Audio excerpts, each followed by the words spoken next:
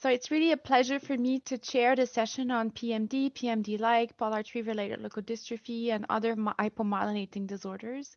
And I welcome you all for to be with us this morning. For us, it's this morning. Sorry, for a lot of you, it's in the evening. 1 second. Okay, go. So I will start with by talking about polar-tree-related leukodystrophy and some research update. And Dr. Wolf will present on new hypomyelinating leukodystrophy genes. And then Behind will present on the 4-H stem cell model to study neuronal abnormalities. And then David Wowitch is going to present on cell-based therapy, patient model, and new treatments for Pfizer-Merzbacher disease. So, I'm a pediatric neurologist and a clinician scientist at McGill University and the McGill University Health Center Research Institute. And so I will present to you a research update on polar-tree-related leukodystrophy. So before we start, since I'm the first speaker, and because maybe some of you haven't been there in the last few years on these presentations, I'm just going to introduce you hypomyelinating leukodystrophies. So I hope you see my my arrow in the screen here. Yes. Okay. So this is the brain, and then the white matter is what's right here, and then the gray matter is all around the brain. So there's neurons are the cells of the brain. They have a cell body, which is basically in the gray matter here, and then they have axons, and around the axon is the myelin sheet. A neuron can be compared to an electric wires, where the plug is actually the cell body, and the actual wire is the axon, and the plastic around it is the myelin. And so the myelin sheet is important for to speed up the electric activity along the axon, and also to protect the axon. So the cells that are responsible for myelination in the central nervous system are called oligodendrocytes, and one oligodendrocyte have spread their processes and wrap around the different axons to protect them and ensure fast electric activity. So there's two main category of leukodystrophies. They're hypomyelinating leukodystrophies, where the main problem is insufficient myelin deposition during development, and the other disorders with other pathophysiological mechanism. So when we, as clinicians, look at MRIs of patients' brain scan, we actually look at them, and this is how we differentiate the hypomyelinating disorders from the other disorders. So this is a normal brain MRI. So there are different sequences that we use when we look at MRI of the brain. And so there's T1s and T2 sequences. On T1, the white matter is white and the gray matter is gray. And on T2, the colors are reversed. So the white matter is dark or almost black on T2, and the gray matter is pale gray. And so this is what we look for when we say whether or not there's a leukodystrophy. So in the hypomyelinating disorder, the T1 is almost normal. Like you don't see much difference between these two, but the T2 is diffusely abnormal. So the white matter on T2, instead of being black, is white all over. The other pathology, the T1 is abnormal, so the T1 white matter is black, and the T2 is very abnormal with very bright white matter signal. So this is how we make the difference between hypomyelination and other leukodystrophies. But we need to be aware of how myelination occurs, because when a baby is born, there's almost no myelin in their brain, and as they grow, myelination occurs. So it starts in utero and progress until adulthood, but really around 2 years old, The brain MRI of a patient is very similar to an adult patient in terms of how much myelin there is in the brain. And then we know the sequence of event to myelinate the brain. And so we know it's going from down to up, from the middle of the brain outside, and then from the back to the front of the brain. And that helps us analyze the brain scans. There are several leukodystrophies. So I guess probably a decade or so ago, there were mainly two leukodystrophies that had been described, Pillsbury-Merzbacher disease and Pillsbury-Merzbacher disease-like. But since then, as you can see here, I won't enumerate them all, but there are numerous other disorders that have been described. And today we will focus on polartree-related leukodystrophy. So polartree-related leukodystrophy is also called 4-H leukodystrophy, and the 4-H stand for hypomyelination, hypodontia, and hypogonadotropic hypogonadism. Um, so with the studies I will present to you couldn't be done without international collaborations. As you can see on this map, we do collaborate with researchers and clinicians around the world. So 4-H leukodystrophy and polartree-related leukodystrophy is a disorder that is recessive. So you need mutations on both of your both copies of your gene, and it's caused by mutations in polar3A, polar3B, polar1C, and recently the group of Professor Wolfentangi identified mutation in polar3K. In collaboration with, as you can see on the papers, like multiple collaborators around the world, but especially with Dr. Wolf. Their picture is here. We worked on the clinical description and MRI description of patients with polartree-related leukodystrophy. And so most patients have neurological and non-neurological involvement. And so in terms of neurological involvement, patients have often difficulty walking, they have balance problem, they have difficulty talking, so with the articulation in particular, so this is cerebellar findings. They also have some stiffness that can be both pyramidal, so spasticity, and extrapyramidal, mostly dystonia. And to a lesser extent, patients also have cognitive impairment, so developmental delay. They can have intellectual disability, school difficulties, etc.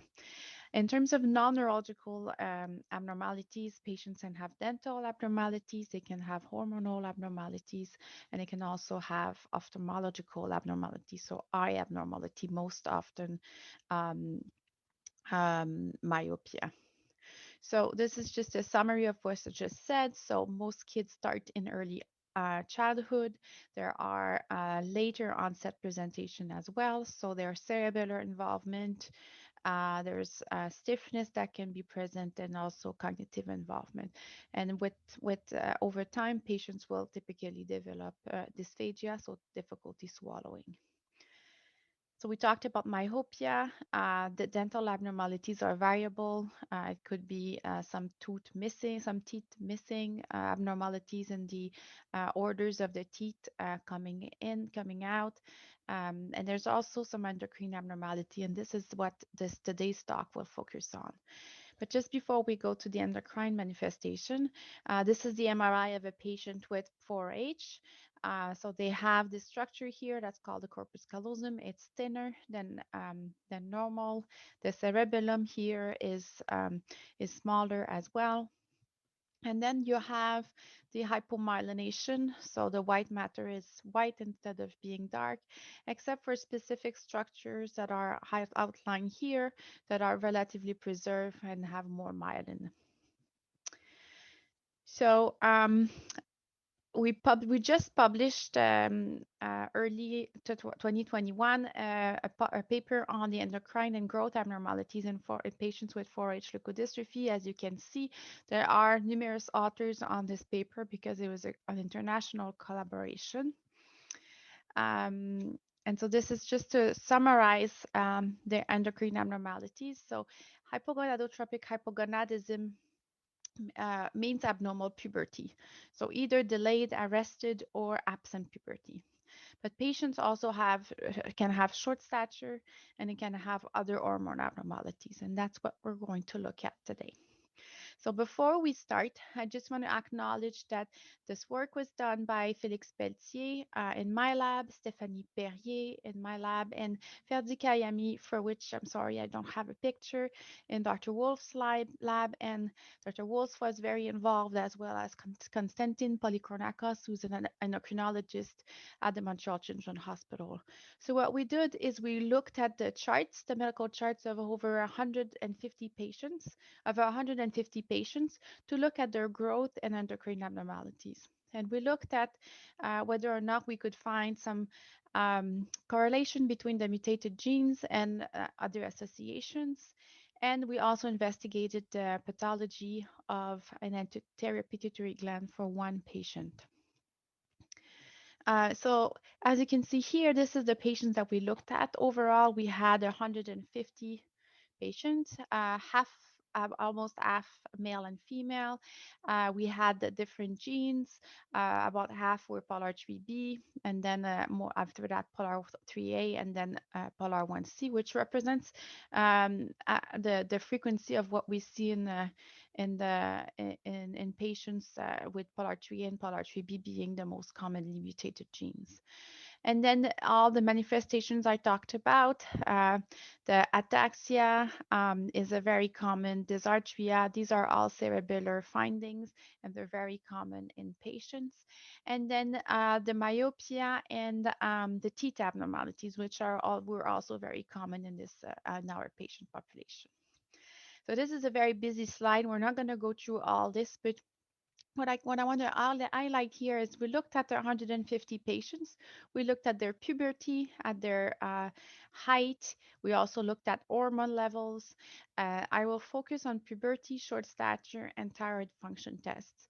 But overall, if you look at the numbers for which we had information, it's not 150 patients for most of the clinical features, and that to start is a very good indicator that these manifestations are not investigated enough in our patients, because we know it's present. And I think this paper, what the main highlight of this paper is that it does need to be investigated in patients more.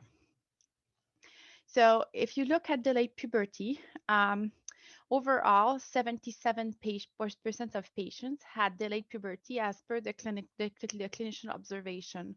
And so, but as you can see here, we only had information on 74 patients. And then in the female patients, 89% have delayed puberty. But again, we had information on 38 of them. And then male patient, we had 23 patients out of 36 that had delayed puberty as per the clinician's opinion. But when we looked at the actual blood test that we do, the hormone levels in patients, as you can see, the numbers are much smaller. So we only had the hormone levels for 13 and 19 patients. But again, the percentage was similar, a little lower, I guess, but very similar to what we saw as per the clinician opinion. In male patients, we had even less information about the hormone levels. So we only have 14 males who had testosterone level, and 5 who had an abnormal specific testing for hormone in the pituitary gland.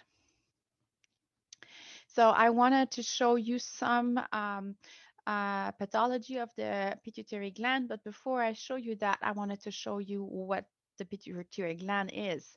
So this is a brain, and then the corpus callosum that we saw earlier. So that's the middle of the brain, and this is the pituitary gland. So you can see it here, and it's a gland that's important for the secretion of several hormones.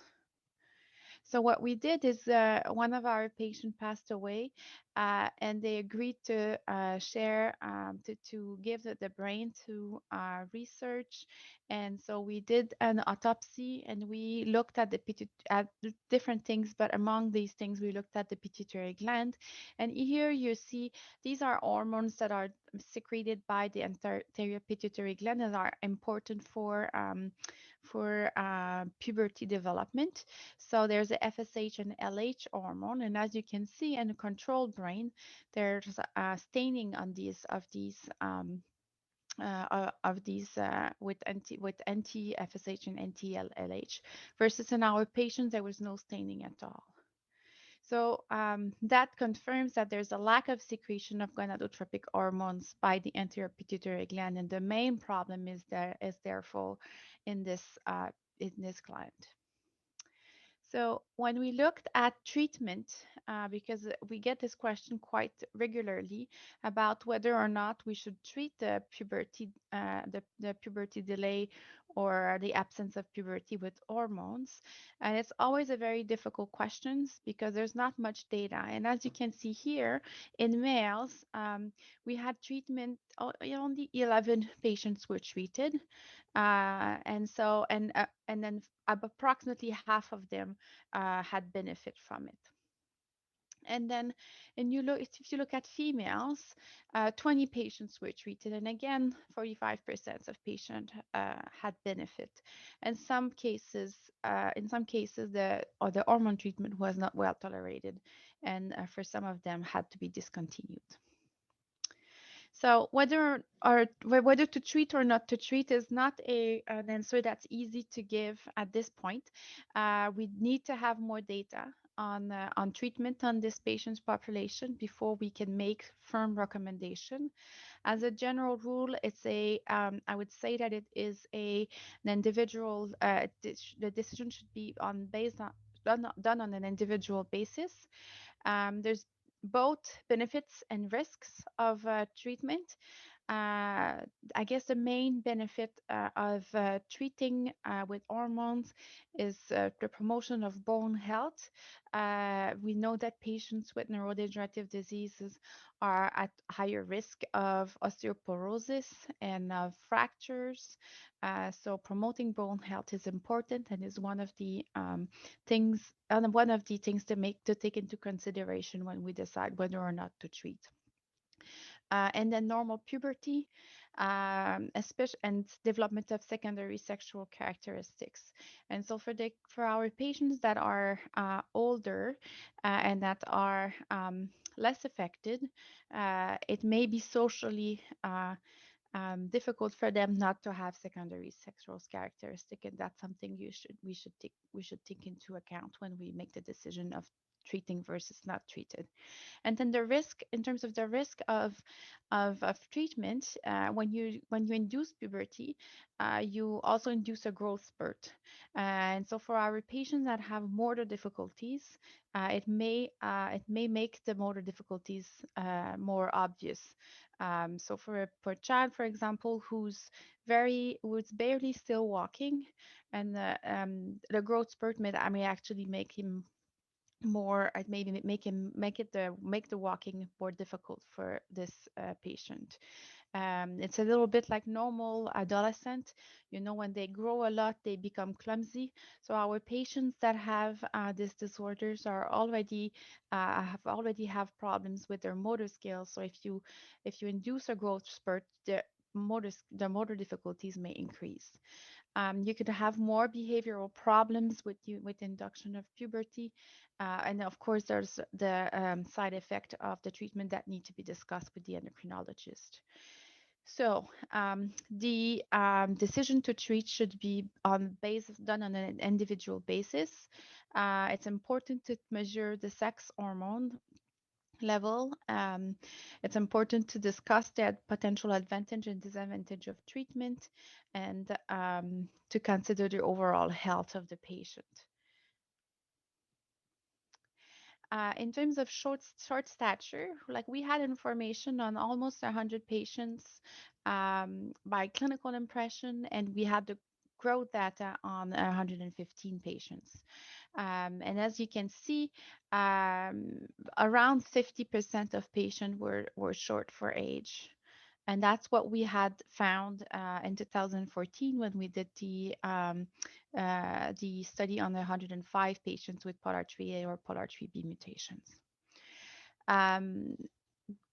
So when you have short stature, it could be due to different things. One of the things it could be due to is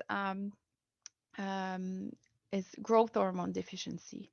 And as you can see, the number of patients that were investigated for growth hormone deficiency is very low comparing to the number of patients that were that actually had short stature. So I think that's also something that we need to keep in mind, is that we should be investigating our patients more for this. And the one thing I guess that we were surprised about is the percentage of patients with thyroid hormone abnormalities. And so the percentage of, so about 20% of them had thyroid hormone abnormalities, and some of them had hypothyroidism. And this is a treatable endocrine abnormalities. It's important to treat them because there's a lot of a lot of symptomatology that are not that make the patients less comfortable. So if that's present, we need to treat it and prefer to not, so it needs to be investigated more. So in conclusion, the endocrine impairment is frequent in the POLR3-related leukodystrophy patient population. Pediatric endocrinologists should be included in the patient's multidisciplinary care teams, and they should be included earlier than at puberty. They should be included as soon as the patient is diagnosed, and they should be followed by an endocrinologist throughout their disease course. And consistent data collection is needed to develop evidence-based treatment recommendation. So I want to acknowledge the patients and their families to participate in our study. We wouldn't be able to do this without you. All the collaborators, they don't fit into one slide. My local collaborators in Montreal, the international collaborators, and I want to point out Nicole Wolf, with whom I work on the POLR3-related leukodystrophies and other hypomyelinating disorders. And then my graduate students and my employees. And finally, the funds we had over the years to work on this disease. And thank you. Merci beaucoup.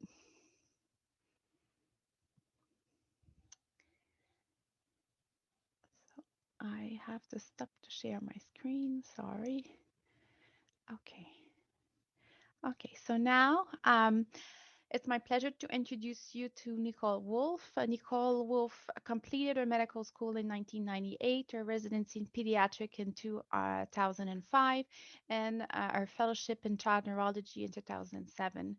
She started to work on leukodystrophy in 2000 and moved in 2008 to the Center for Childhood White Matter Disorders, Amsterdam, where she is a PI for hypomyelinating leukodystrophy and metachromatic leukodystrophies.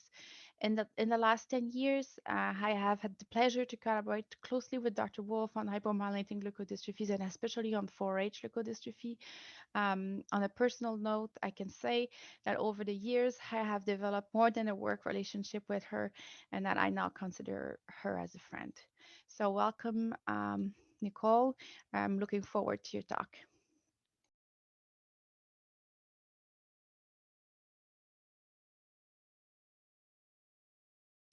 Thank you so much, Geneviève, for this kind introduction and for your great talk on 4-H leukodystrophy. I can reciprocate your words. I also enjoy collaboration very, very much. And I think that's also necessary to collaborate on those very rare disorders, because we all have different angles. We look at the disorders. Disorders are very rare, so even those across the pond collaborations are extremely valuable. I would like to talk a bit about the development in the last years regarding genetic causes for hypomyelination and the consequences for eventual treatments. No conflicts of interest for hypomyelination. You heard already some introduction on myelin. Myelin consists actually out of a lot of fat. About 2/3 are fat. And then you have myelin proteins, for example, proteolipid protein, you may know from Pituitary disease, and that's also the most important myelin protein. But there are other structural myelin proteins which are present in those myelin wrappings. And those myelin wrappings in the beginning are very loose, and then like using a zipper, they start to compact and get very, very dense. And that's actually a process which takes place during more or less the first 2 years of life. And those myelinating cells, the oligodendrocytes, actually mature. And then within a few hours only, they increase their surface by about 6,500 fold in those large sheets, which then are wrapped around the axons. And for myelination, you don't only need oligodendrocytes and the axons, obviously, but you need other cell types, more or less all the cell types in the brain white matter, blood vessels, which actually bring along the materials you need for myelination, the astrocytes, which provide, for example, fatty acids for those myelin sheaths. You have other cells in the brain we call microglia, and they produce factors helping with the development of those oligodendrocytes. And then you need, of course, glucose, thyroid hormones, iron to make all those myelin wrappings. So it's a very complex process which really needs all kinds of cells in the brain. The MRI, you saw that already in Genevieve's talk, depicts the myelination very nicely from birth to the age of about 4 years. And you see how the white matter signal actually develops in normal children. In hypomyelination, that process doesn't take place. And the MRIs of children with hypomyelination, even in adulthood, look very much like the MRIs we see in neonates. The clinical presentation was long thought to be very severe, and this is because one of the most frequent hypomyelinating disorders, Pituitary disease, in its most classic form, actually involves quite severe disease with wheelchair dependency, pronounced spasticity, ataxia, cognitive impairment, not in all children and usually much less severe than motor impairment. And one always thought it would lead to greatly reduced life expectancy. Actually, we have learned that this is not really true, because we see in our patients with hypomyelination all kinds of clinical presentation, and even children who are at a neurological examination, but also in daily life, more or less normal. So you have a very wide spectrum of clinical severity, even though the MRIs look very much the same. And this is something we haven't understood well yet, I'm afraid. what we see, not in all, but in most patients with hypomyelination, is that also the children who do well at the start mostly start to deteriorate in adolescence, sometimes in the third decade, and for example, become wheelchair bound while they were able to walk and also climb stairs. So this is a process which is can be quite traumatic in patients, and as I said, often starts in adolescence. And we think that this has to do with the lack of protection. Those myelin sheaths actually protect and also nourish the nerve fibers, the axons. And when the myelin sheath is absent, those axons are exposed and very fragile for all kind of stress. So I would like to go a little bit into the causes of hypomyelination. When I started, or shortly after I started in Amsterdam, we had a cohort of patients with hypomyelination, and more than half of those patients were without a diagnosis. That was 10 years ago. And now, 10 years later, about 10%, even a bit less, of our patients with hypomyelination have no genetic diagnosis. And the rest has been diagnosed with genetically confirmed disease name and gene mutation. And you see two large groups, Pelizaeus-Merzbacher disease and 4H leukodystrophy. And another large group is actually HABC, hypomyelination with atrophy of the basal ganglia and the cerebellum. The rest of the diagnoses are very, I say, small, very rare disorders, sometimes only 5 or 10 patients known worldwide. And some of those genes, our center actually contributed to describing the disorders, and the main collaborators are Dr. Bernard and Dr. Simons from Australia. And you see that the number of hypomyelinating genes actually has really took off in the last 10 years. Just to remind you again the process of normal myelination. So what kind of genes should be affected in hypomyelination?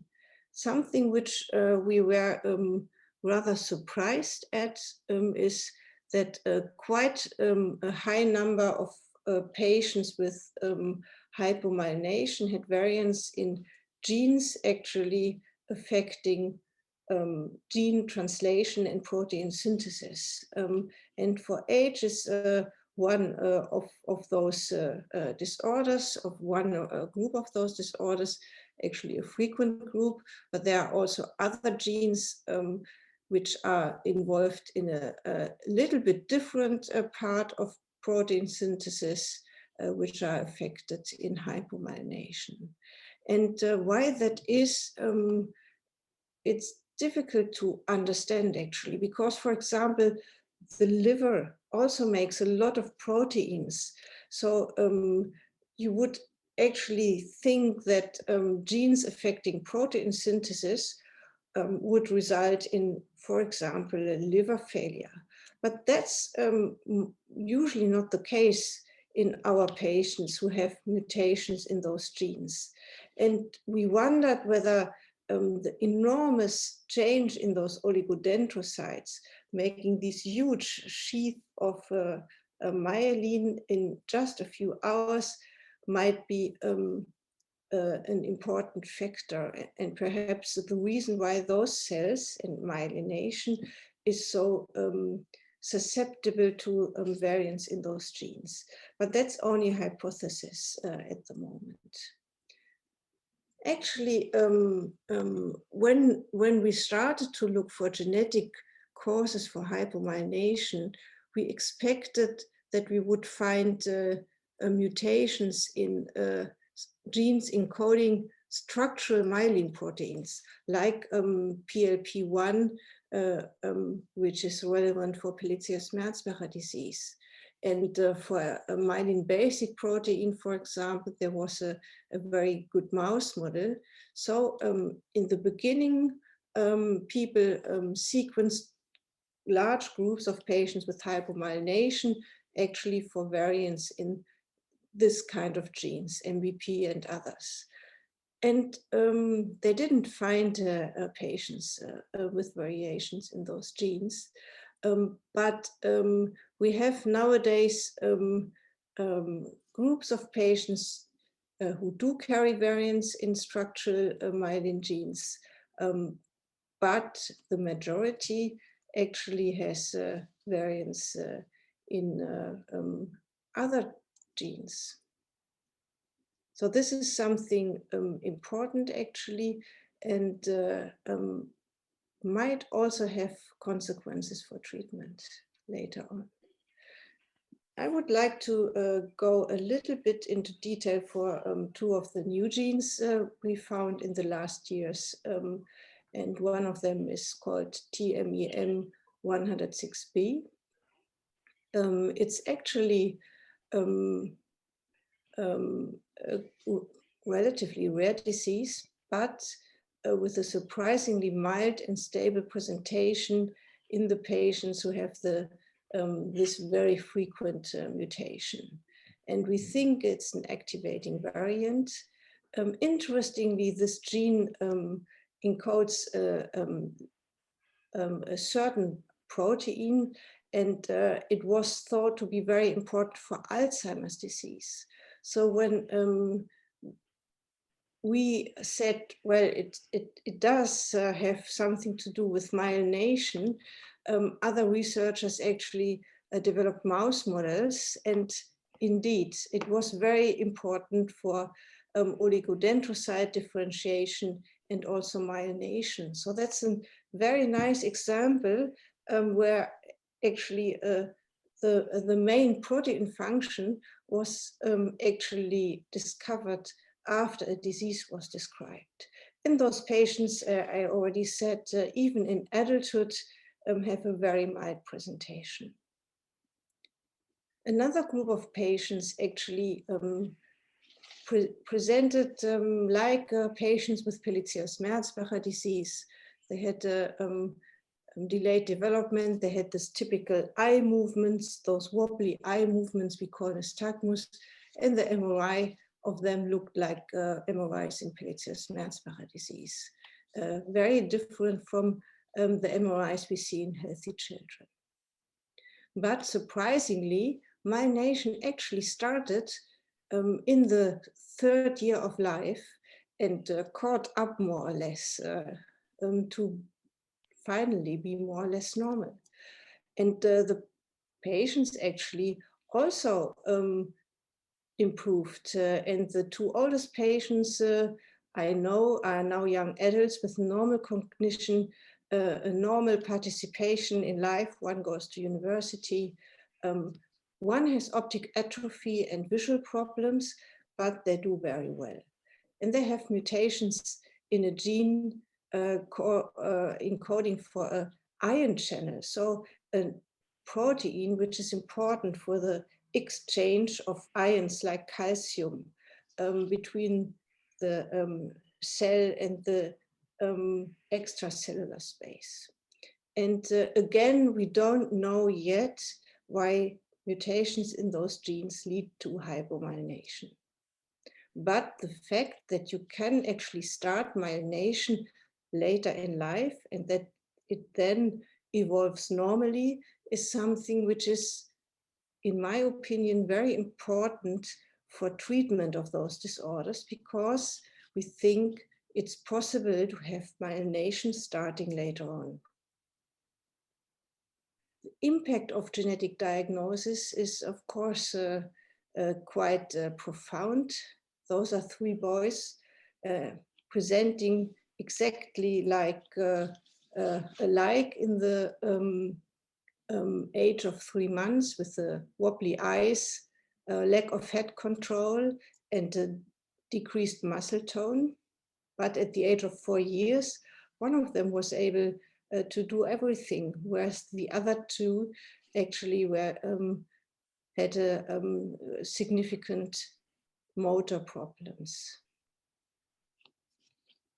They had all different genetic diagnoses, and we know now that this one is associated with relatively mild disease. So that's, I think, having a lot of impact for families to know that. And of course, it's good that we have the techniques now to make this kind of diagnostics at an early stage to help with the prognosis. What does it mean for treatment? So how to treat hypomyelination at all? We have those very different molecular causes and very different clinical severity. So probably we don't need one single approach. We need to tailor those treatment approaches to cause of the disease and to stage of the disease. So Dr. Wowitch will talk more in detail about Pelizaeus-Merzbacher disease.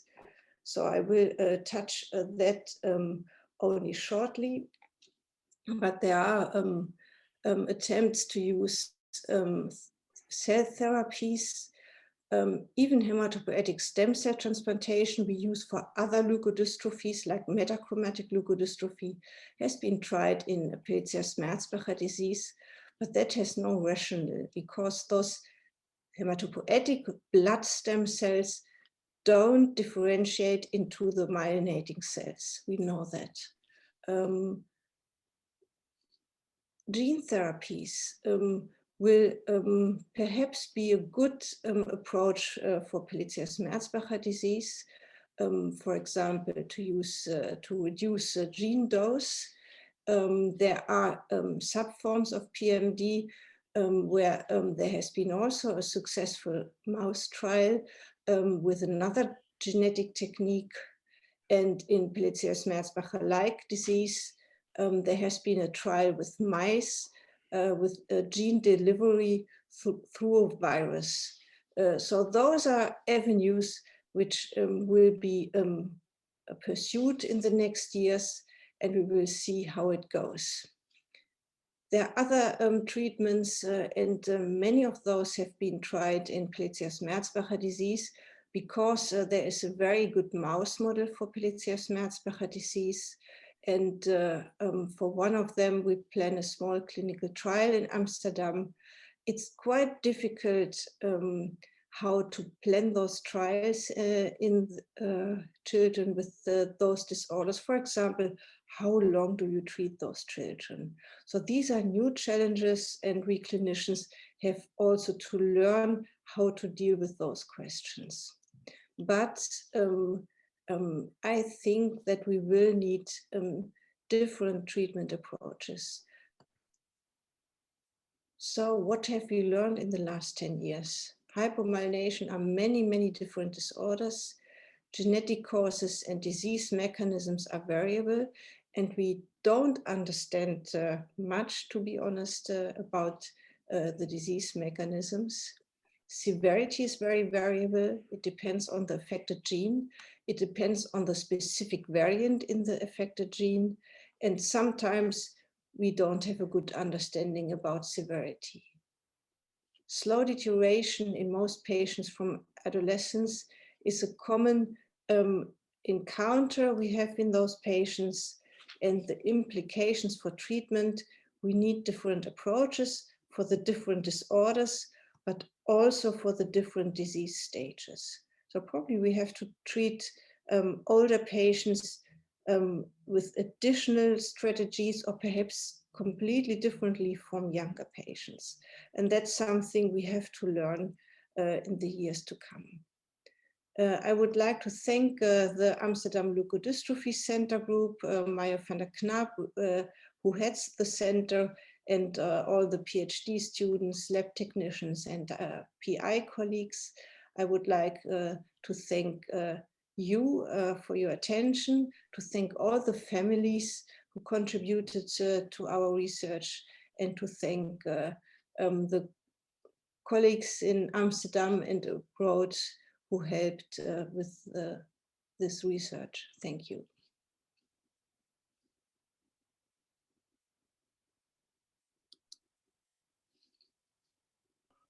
So thank you very much, Nicole, for this amazing talk. We are going to, it's now my pleasure to introduce you to Vivi Hein. Vivi, Dr. Hein completed her PhD at the University of Amsterdam in 2004. She did her postdoctoral studies in Harvard University and in the University of California.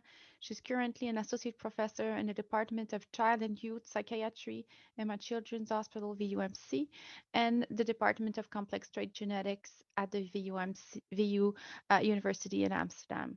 Her lab focuses on glia involvement and neurological development using iPSC models, so induced pluripotent stem cell, and therefore stem cell to study diseases in patients. So it's my pleasure to introduce you, and I'm really looking forward to her presentation. Thank you, Geneviève. I'm going to share my screen.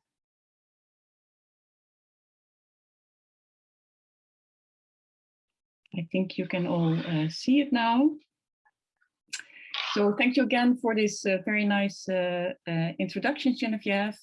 And I would like to thank ELA for giving me the opportunity to present to you the work we are doing.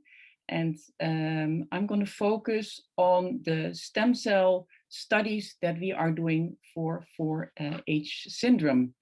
And I think I can be relatively short here on this slide, as both Nicole and Geneviève gave a very nice introduction on the POLR3 disorders, and specifically the 4H leukodystrophy that I will focus on. I do want to highlight one of the characteristics for 4H syndrome, the hypomyelination, that I will focus more on in my talk, and which is also very nicely indicated here in the MRI images, but it's also highlighted once again by Geneviève, so I don't need to indicate that anymore. And there are other kinds of symptoms that are also present in the patients, and I also will come back to the change in the cerebellar volume that is seen in at least a big group of the patients. And maybe good to mention, because as Nicole said, we do definitely need better treatment options, and to develop treatment options, it's very important to understand better what kind of mechanisms are affected in, for example, 4H syndrome, because then we can actually know better what the target is that we could focus on. And like I said, I will focus a little bit on the hypomyelination phenotype that we see in the 4H patients. And classically, we thought that as the oligodendrocytes are responsible for creating the insulating layer of fatty acids around the axons, and the axons are the extensions of the neurons.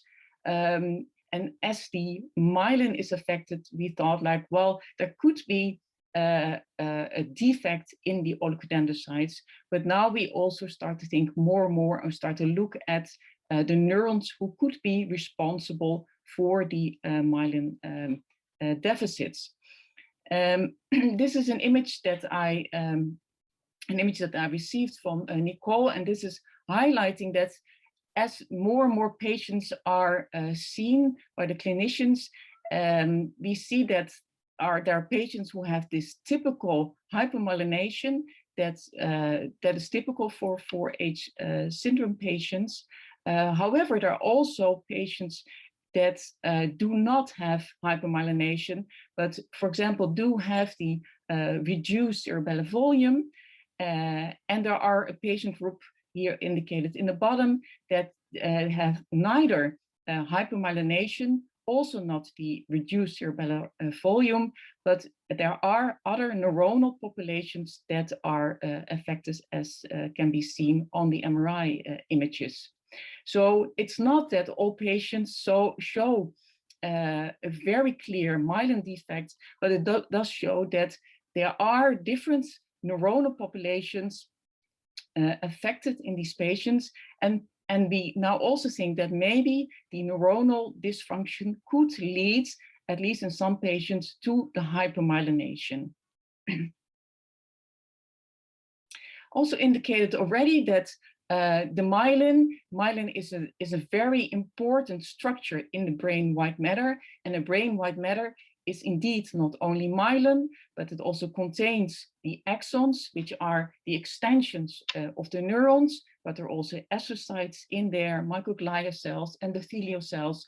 So the brain white matter is actually a complex structure, and all the structures need to stay healthy to have a proper white matter integrity, and that it can function well.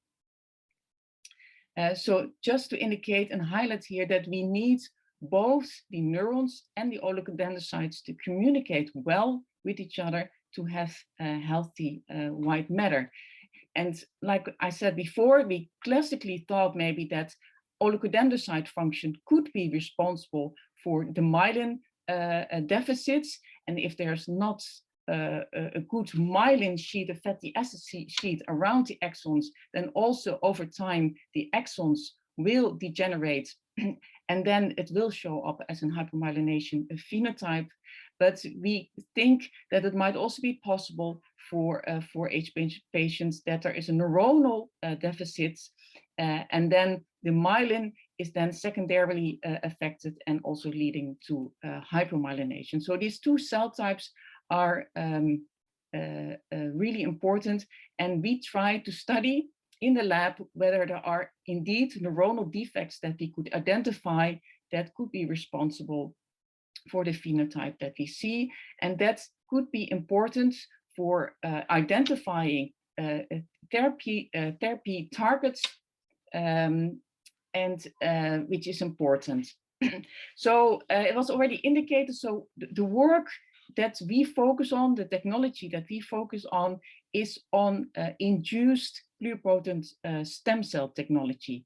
This is a technology that's now around for more than 10 years, still relatively a new technology. And with this technology, we have the possibility to take, for example, a skin biopsy, taking the skin fibroblasts, but nowadays you often also take blood samples.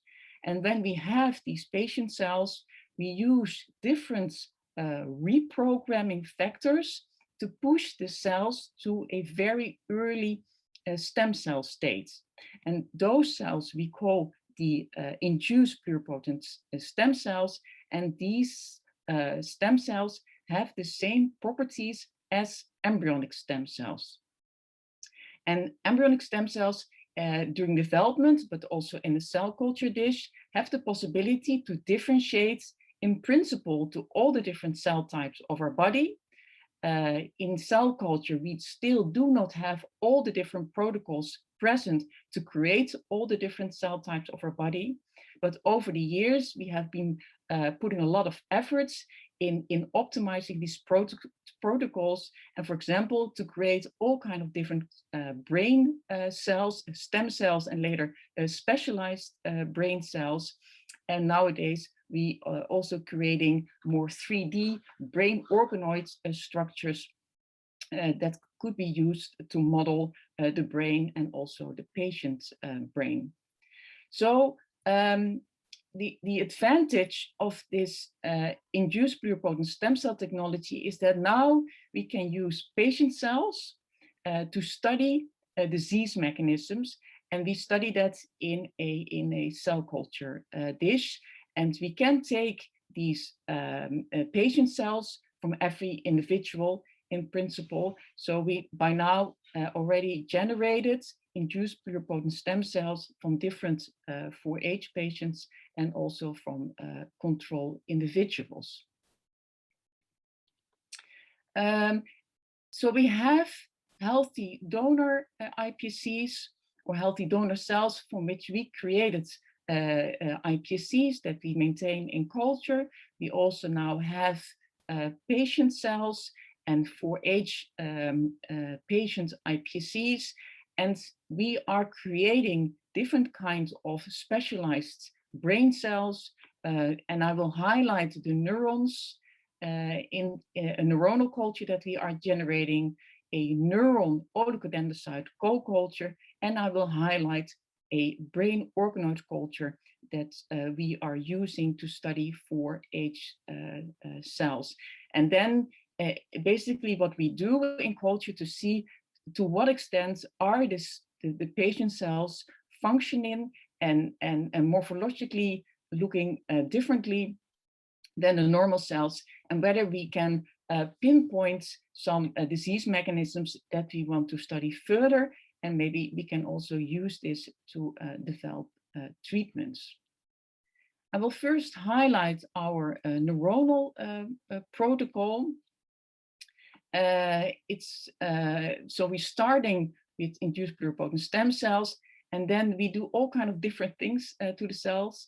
I will not go into detail. This is just to highlight that we change the media, we're adding different factors to the cells. We also sometimes take the cells off the plate and put them in a different kind of well. So sometimes the cells are floating, and sometimes we are letting the cells adhere to a certain surface. And that is all to push the cells in a certain cell lineage, and in this particular case, to create neurons. And the neurons that we are creating is not one type of neurons, but it's actually a mixture, what we call Gabaergic and Glutamatergic neurons. And especially in the cortex, we have both these type of neurons, which are closely communicating and are really important for functional networks. Again, I also just want to indicate that to create neurons just by itself is actually not possible. The neurons need different glial cells, for example, astrocytes. So when we are creating our neuron cultures, at a certain stage, we are plating the neurons together with astrocytes, and the astrocytes are secreting all kinds of factors that are needed for the neurons to mature into a functional network.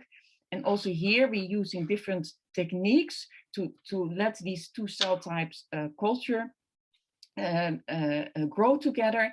That it could be in a kind of a continental co-culture. It means that the cells are basically plated on top of each other, so they really can physically interact.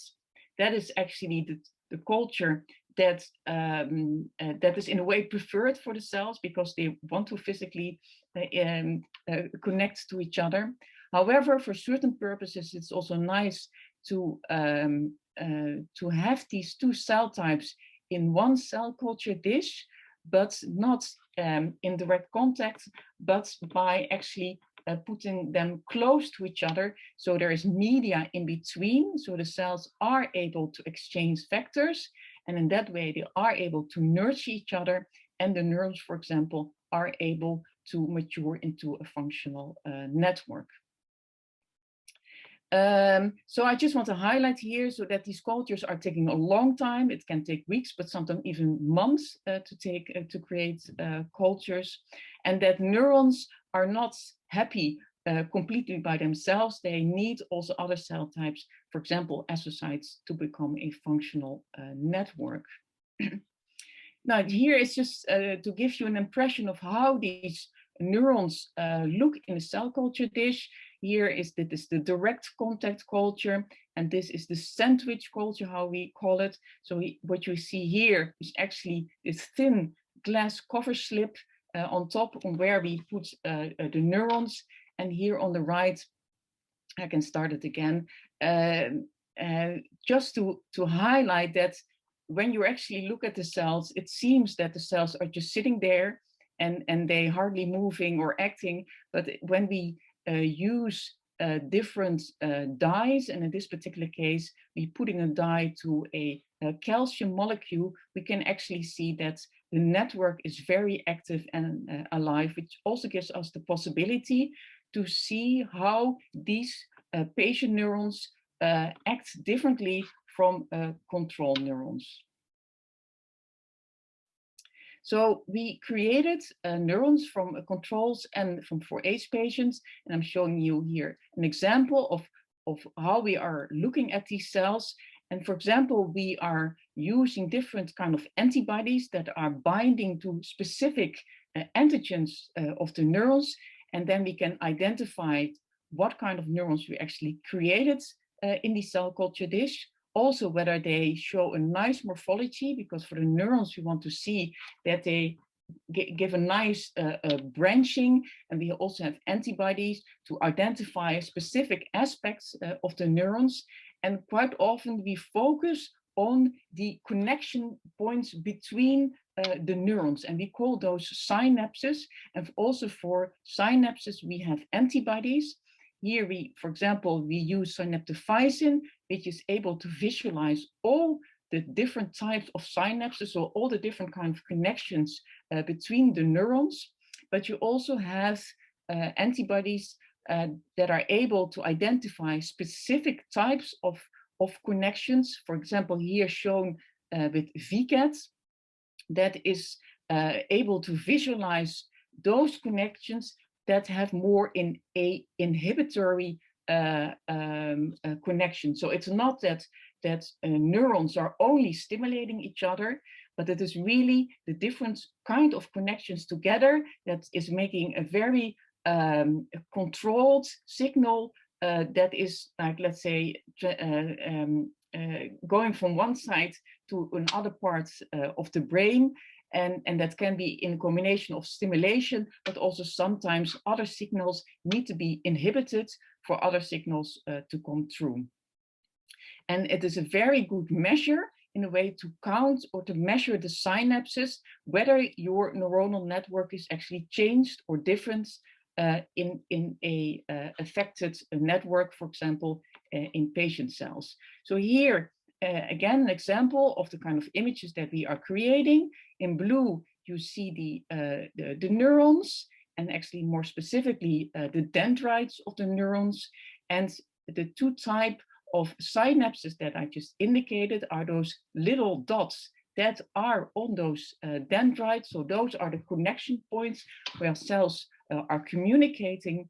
And we are, in a way, just counting those dots to see whether the number of synapses is going up or down. And what we see is that the number of inhibitory synapses in the 4H culture is actually down. So there are less inhibitory synapses, and this could affect how the cells are communicating and how the network is communicating together or functioning together. So now we are following this up.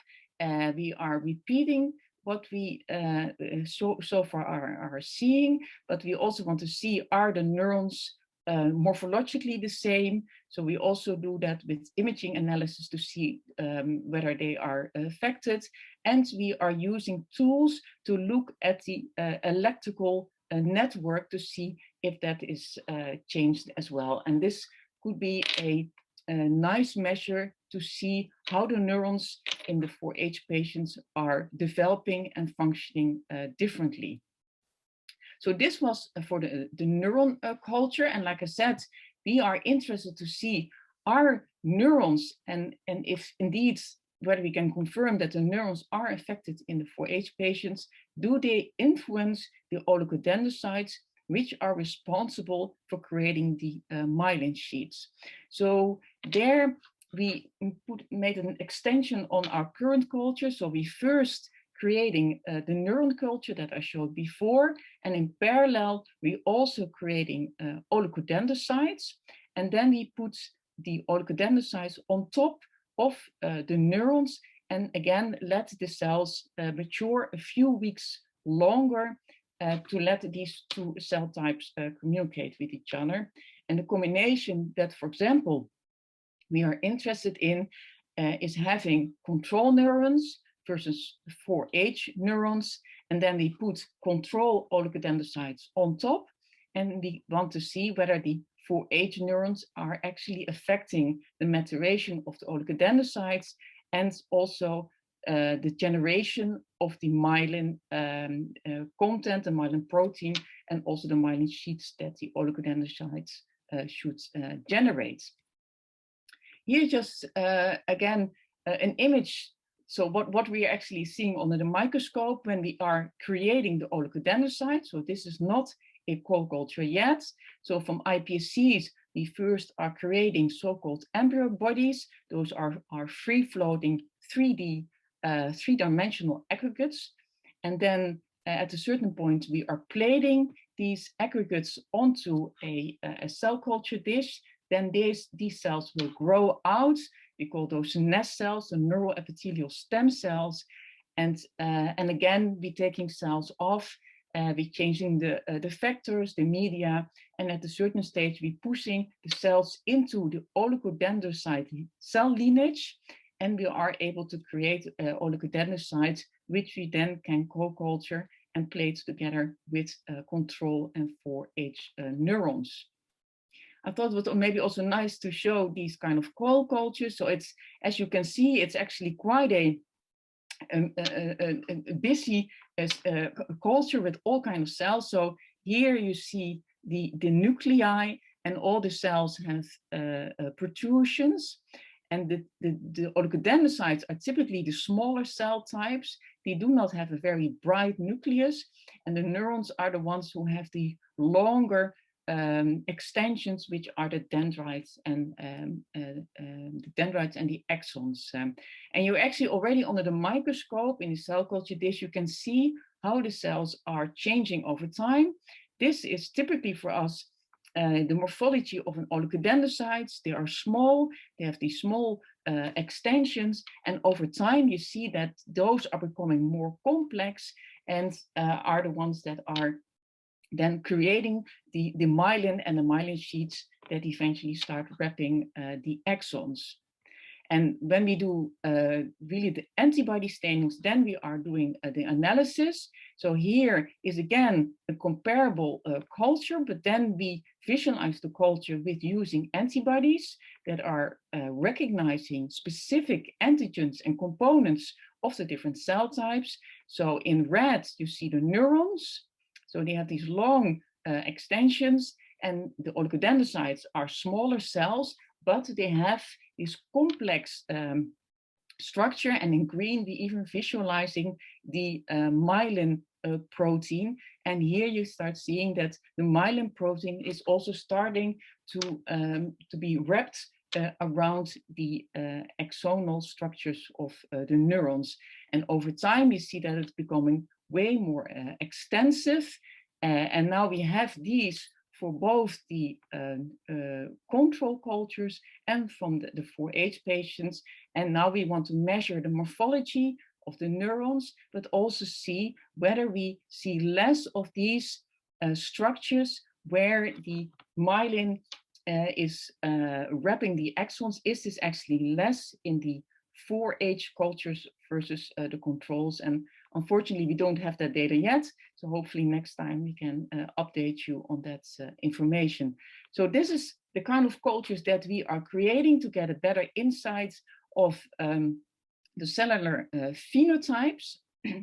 And so what we can do, we are able to create now a human model for 4H syndrome, and we feel that it's also important to create human models because there are differences between mice and humans. So there might be also certain mechanisms that are specific for humans. So to have these kind of models in parallel to mouse models could be very important.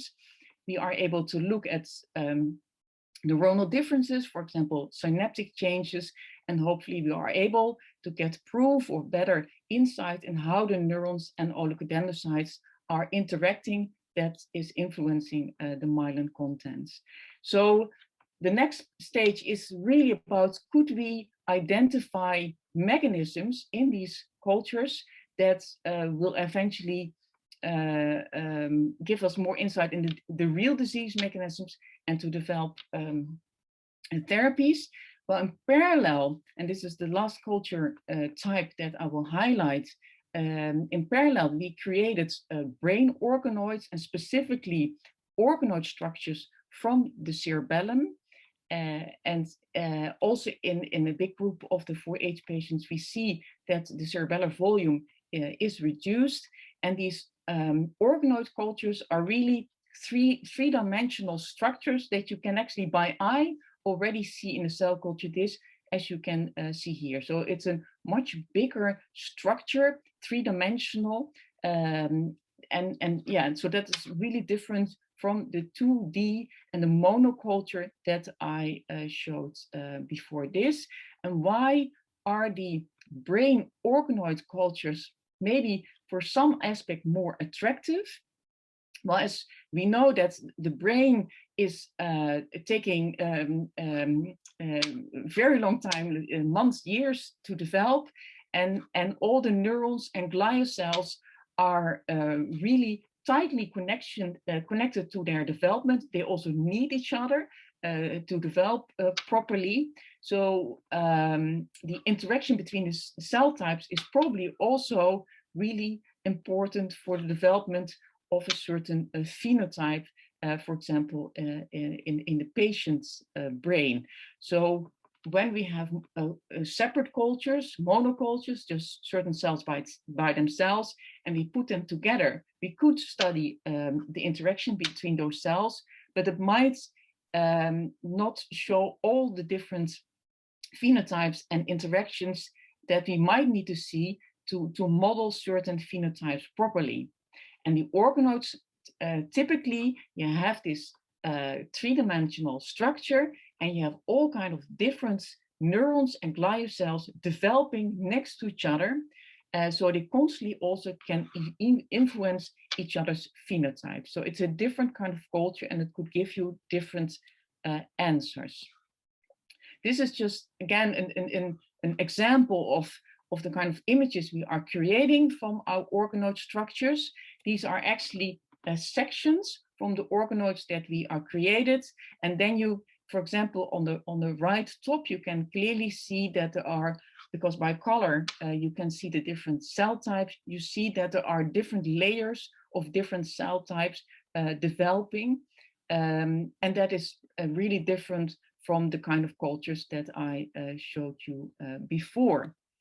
When we created these kind of cultures, these cerebellar organoid cultures from 4H patients and controls, there was not a very obvious difference. So both looked nice, and in both cases we saw these developing precursor populations developing. So we decided to look more on the molecular level. So we did gene expression studies. So we took the patient fibroblast, the patient iPSCs, but also the organoid structures, and looked at the expression profile to see whether there are different genes expressed in the patients versus the controls. That is not shown here. This is just showing that we are able to create different cell populations, and that they are identifiable by expression analysis. And different genes did show up in the sense that they were differentially expressed in the 4H patients. And one of the interesting ones that we now looking into further is ARCS. So ARCS is a gene that's important for the development of neurons in the cerebellum, but also important for the development of interneurons in the cortex. And we see that it is low expressed in the fibroblasts and iPSCs, but when the cells are maturing into brain-like cells, in this particular case, the cerebellar organoids, we see that the expression of ARCs is going up, but that the expression in the 4H cultures is staying behind. So, and as this gene is so important for early development, we want to study this further and also study it in the other types of cultures that I showed you before. And I'm not showing it here, but I can confirm that also there we see that this gene ARCs is downregulated in the neurons that are more typical for the cortex. So, so we are now looking more or using these cultures to study the mechanisms more in detail, and we're combining different types of cultures. We identify ARCs as a potential interesting gene that could be dysregulated, and we want to study this further, and hopefully this can also be an eventual target or part of something that we want to target in a treatment strategy.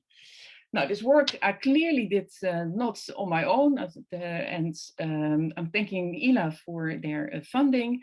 We work closely with Nicole, and there are a lot of people in the stem cell lab who contributed by developing the culture systems, the different differentiation products, and also helped with generating the patient's cultures, and we're still working hard to get more data.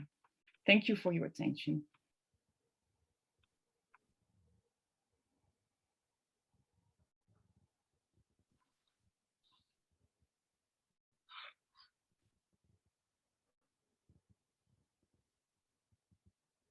Geneviève?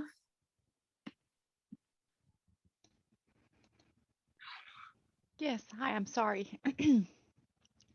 Okay, so thank you very much, Vivi, for this excellent talk and promising work on 4H. It's now my pleasure to introduce David Wowitch. He's a pediatrician and developmental neuroscientist. He's a professor and head of pediatric at University of Cambridge, UK, and an adjunct professor at UCSF. Professor Wowitch laboratory investigates genetic factor that determine the diversity of neural stem cells and glia of the brain during development and the response to injury. Among many accomplishments, he has led a phase 1 first-in-man clinical study of neural stem cell transplantation in boys with Peyer's-Merzbacher. So it's my pleasure to introduce him. I'm really looking forward to your talk.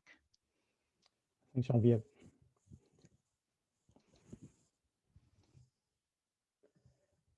So hopefully people can see my screen in just a moment. Thank you very much for the invitation. I appreciate the support of ELA over the years, and would like to tell you about cell-based therapies, patient models, and new treatments for Peyer's-Merzbacher disease. These are some disclosures for companies that I've been involved with, including Stem Cells Inc., who sponsored the phase 1 clinical trial I'll talk about today, and other companies that I work with. So we've heard from the previous talks about the critical role that myelin plays in connections and how the neurons need to connect to other parts of the brain, and the role that myelin has in ensuring the electrical signals can travel efficiently. Now, this, of course, is the job of the oligodendrocytes, and what's shown in the image on the lower left is a neuron transmitting its signal, and those white blobs will be the myelin sheaths, and they're critical for the transmission of the signal. They're made by oligodendrocytes in the white matter, and we've heard how MRI can be used to measure white matter in vivo. This is a different kind of an image than you saw before. This is diffusion tensor imaging, which has been pseudocolored to really show you where the tracks, traverse from the anterior to the posterior and from the left and the right hemispheres to really give us that connection. And when you see the important role that myelin has, you can appreciate why in Peyer's-Merzbacher disease it's so devastating, and why parents will say their child, their boy seems to be trapped in a brain without myelin. They can see it in their eyes that there's a personality there, but it's impossible to communicate with the world because of the important role that myelin has. This is due in Pelletier Merzbacher disease to mutation of the protein PLP1. And this shows what that protein looks like in the cell membrane of an oligodendrocyte. You know, it has this pattern where it goes in and out of the membrane. And some of the worst types of mutations you can get in PMD occur within a region of the protein that is normally in the membrane. And when this happens, the membranes really start to fall apart and causes devastating injury to the oligodendrocyte, which cannot any longer make myelin. So in the more severe form of PMD, the boys will fail to sit up, crawl, walk, or talk. And as we heard from Nicole, death can be early in the worst cases. And this is, again, a disease of oligodendrocytes. So that helps us to think about the types of therapies and the kinds of research that we'd like to do to help PMD patients. And so what I'd like to focus on in this talk will really be the logic and the approach to a clinical trial where we know that PMD oligodendrocytes are having problems. So can we replace them or repair them? And then we will measure our outcomes in a clinical trial because the boys might be doing better or by the MRI technique. And I want to cover three potential ways forward. We could fix the mutant PLP gene. These will be the gene therapies that are really cutting edge. We could find a drug that helps the oligodendrocytes work better, or we could replace the defective oligodendrocytes in PMD, and that gave rise to the idea that we could use neural stem cells as a possible cell-based therapy for PMD. So what's a neural stem cell? Well, in parts of the brain, we have cells that are able to divide and they're able to produce progeny cells. And these can go on to develop into the cells you heard about from Vivi just now, the neurons, the oligodendrocytes, and the astrocytes. So a neural stem cell can kind of do it all. It can grow on its own and it can produce these cell types on its own. If we have a neural stem cell that can make oligodendrocytes, that's a potential candidate for a cell-based therapy in PMD. And so the clinical trial that I led at UC San Francisco that was sponsored by Stem Cells Inc. was injecting neural stem cells called HUNSC into the brain directly. So there were 4 boys with very severe PMD, and we would place the cells right into the white matter in a place that we thought was going to really facilitate their differentiation into oligodendrocytes. And then we followed them clinically and also by MRI. We actually followed them for up to 5 years.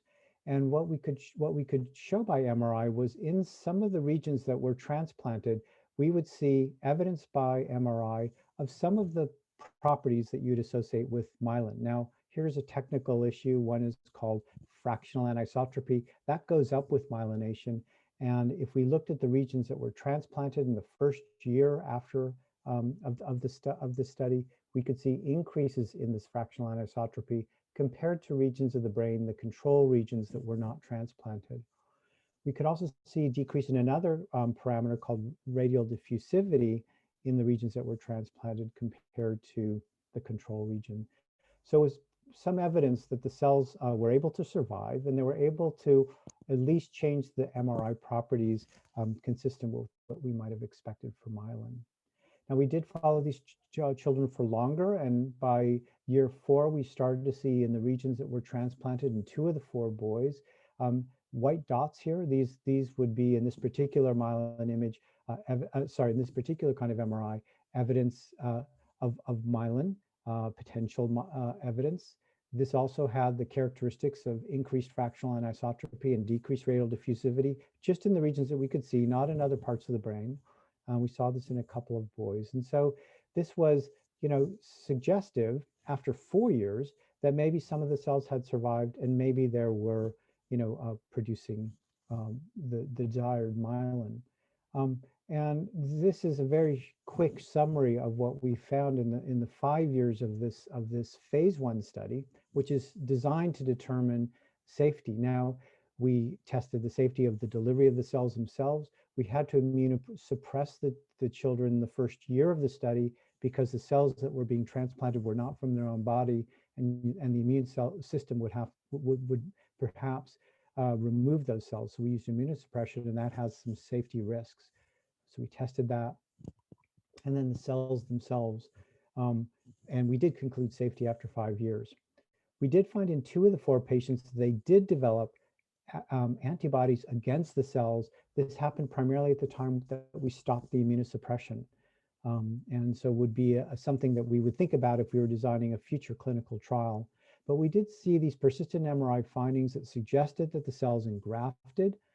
It's not definitive evidence of myelin formation. For that, we would need to have a postmortem sample, which we currently do not have. So that's a limitation of the study. We only found MRI evidence suggestive of myelination.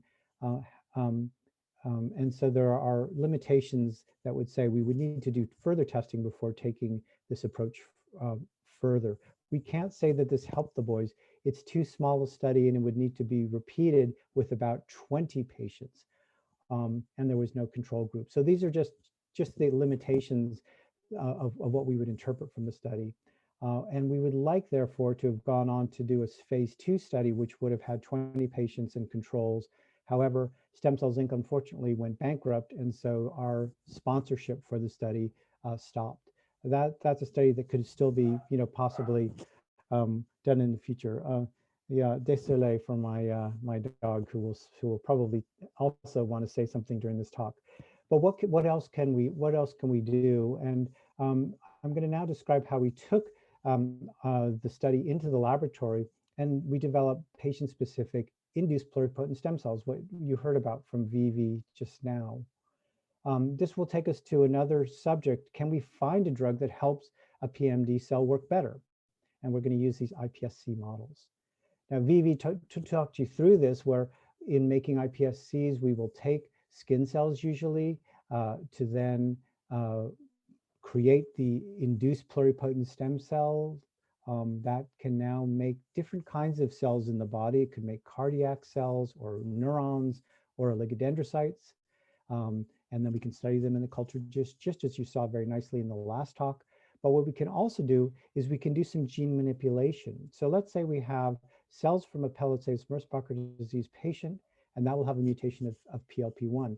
Well, in the culture dish, we can also gene correct the PLP1 mutation and restore it to normal.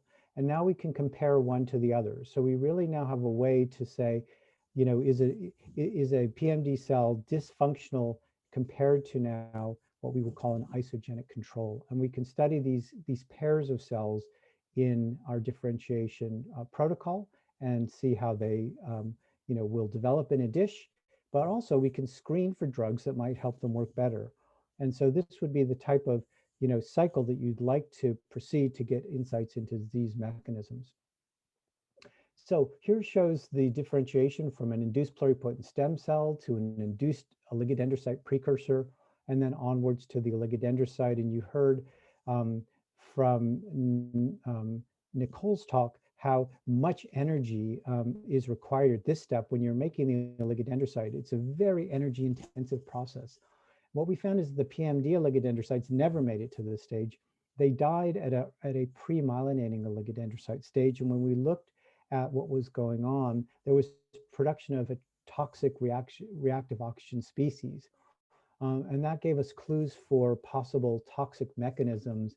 And what we found was going on in the Pellets-Merzbacher disease oligodendrocytes was evidence for iron toxicity. Now that also gives rise to suggestion for a possible drug, because there are drugs we can use to reduce iron in the body. And so that is something that we could test. So we found that the Pellets-Merzbacher disease oligodendrocytes were iron sensitive, but this data shows that they can also be rescued by iron chelation. And I'll show you that in these 4 panels, here are some PMD patient oligodendrocytes. This would be in the case where we've given no special drugs. You can see that they develop to this sort of O4 positive red stage, but these are very different looking than the ones on the bottom.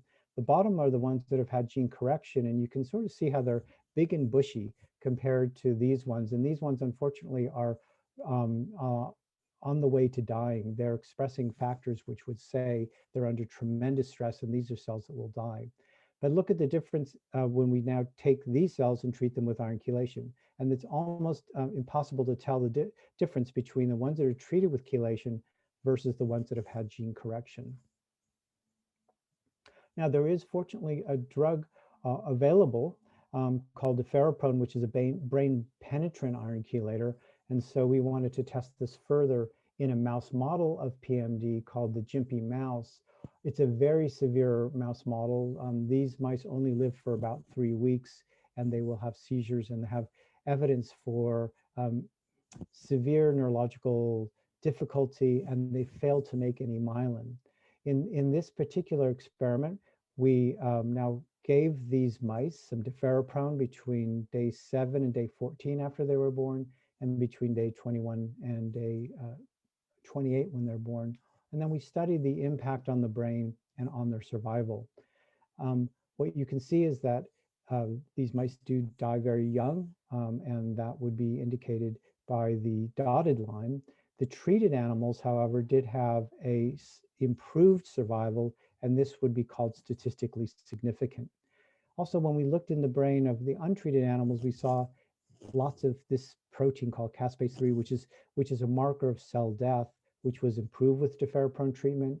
But importantly, where we saw a lack of myelin in the Jimpy mouse, we now saw evidence of myelin that could occur in the Deferoprone treated. So suggestive that this could be beneficial in some cases of PMD. So I've gone through this very quickly to tell you about the safety of neural stem cell transplant for severe Pelizaeus-Merzbacher disease at 1 and 5 years post-transplant, and these are published studies. Also, that we've taken the PMD oligodendrocytes to study them in the cell culture dish, and we found that the PLP mutation causes iron sensitivity, and that can be rescued with gene correction or iron chelation. And then the properties of Deferoprone, which make it attractive for consideration of treatment in some patients with PMD. And the small clinical trial that Nicole Wolf mentioned in her talk, we hope can commence in 2021 in Amsterdam to take this forward. Okay, well, what about the third potential way forward? What about fixing the mutant PLP gene? And I wanted to highlight one approach that I think we may see coming into the clinic in the next year or two. And these are antisense oligonucleotides. Now, what do they do? Well, let's first go through the process by which the DNA, which encodes the genes, it's sort of the book of life, if you will. From that, we transcribe mRNAs, and these are then made into proteins. Now, if there is a disease like a PLP mutation, now we have a disease-associated protein, and that can cause the kind of problems that I showed you with the oligodendrocyte, the reactive oxygen species, and cell death. So in the case of PMD, we might want to get rid of the disease-associated protein. And what an antisense oligonucleotide does is it interrupts this process of translation and protein production. So now the antisense drug will come and bind to this mRNA, and now no translation occurs, no disease-associated protein produced, and now you have a way of potentially treating the toxic effects of bad PLP1 in PMD. So this is work from Paul Tazar's lab in a paper published last year, in which it showed a very dramatic effect in the Jimpy mouse, the same one that I showed you before. Those mice don't live very long. So what you see here is in the untreated mice, they die by about 3 weeks of age. But when now a treatment with an antisense oligonucleotide is incorporated, those are the blue lines, there's much better survival in those cases, and they followed them up until 8 months to show their survival. And here's some of the findings from the immune histochemical analysis, which just sort of back up the fact that the antisense oligonucleotides seem to be, really beneficial at prolonging survival of those animals. So I think a very promising area and one to watch going forward. What else is new, and what else do we think can help in the care of patients with PMD and indeed other leukodystrophies? Well, we are entering an era where whole genome sequencing is now coming into common practice. And in the UK with the National Health Service, we are seeing now the rapid implementation of whole exome and whole genome sequencing. And we imagine that even when a baby is born, or certainly when a baby comes to an ICU, that whole genome sequencing will be used to identify a leukodystrophy right at the time they first come to hospital. Here's Cambridge, King's College Chapel. If people have been to Cambridge, it's one of, I really recommend you come visit this. It's a remarkable building, but Cambridge has had a great history of DNA discovery. In pediatrics, we've used whole genome sequencing in the ICU to diagnose intensively ill children, and also large-scale studies using whole genome sequencing are being used in Cambridge, just showing that this is really now a feasible approach, and this is going to really help us to rapidly diagnose. So new approaches for PMD. I think there's some really exciting areas we can, keep our fingers crossed that some of these will come into the clinic and really start to help patients.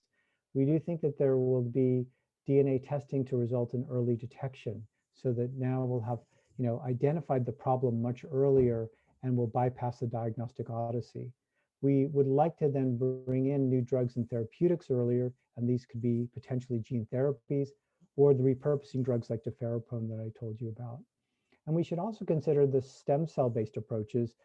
And these stem cells can be used either as therapies or they can be used as models for drug screens. So really useful technology and technologies and studies that ELA has supported to promote progress in leukodystrophy. So to summarize, what I've taken you through in this talk of the safety and the MRI findings of a neural stem cell transplant study for severe Pelizaeus-Merzbacher disease at 1 and 5 years, how the oligodendrocytes with the PLP point mutation and also the more common duplication can be rescued by gene correction or iron chelation, and the study that we hope Nicole will be able to start this year for the clinical testing of Deferapone. The antisense oligonucleotide approach for PMD, which I gather is also making progress towards a clinical trial, and then how whole genome sequencing will result in earlier detection of PMD patients and making them eligible for clinical trials sooner. So I wanted to acknowledge just a few of the people involved at UCSF, Stem Cells Inc., and my clinical collaborators in the stem cell department at UCSF in Cambridge, my postdoc Hiroko Nobuda, who did most of the work with those iPSC studies, and we did that in collaboration with Marius Vernig at Stanford Medical School. And finally, thanks to you, the PMD families, for your interest and participation in research.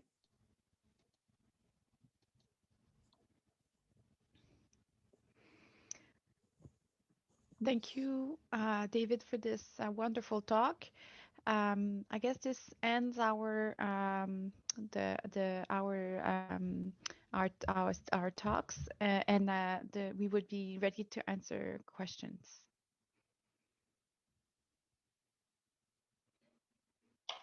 So for the questions, people are invited to raise their hands. Maybe you can repeat that in English also, Geneviève. They have a virtual hold hand at the bottom of their screen. Thank you. Okay. So we we invite everyone to raise their hands if they have any questions.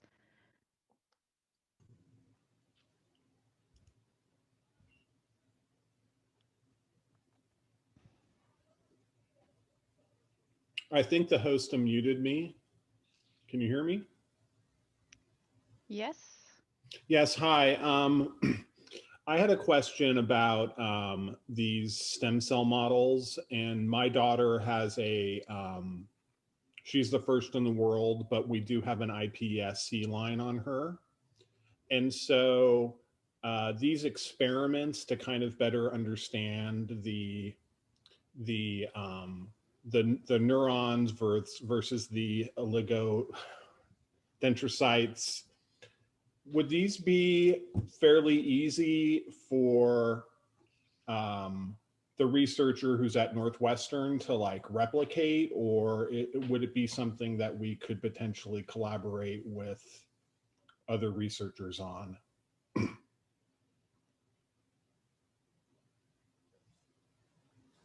Maybe this is directed to me.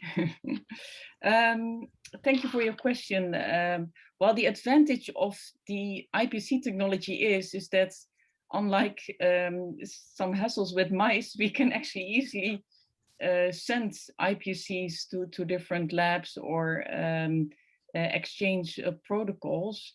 So, and that is what people more and more do, is just combining patient cells and creating bigger cohorts. And especially what Dave mentioned is that it would be interesting to create bigger platforms to do tests on how basically neurons or oligodendrocytes function differently, but also to bring it to the level that we can screen for interesting compounds or for drugs.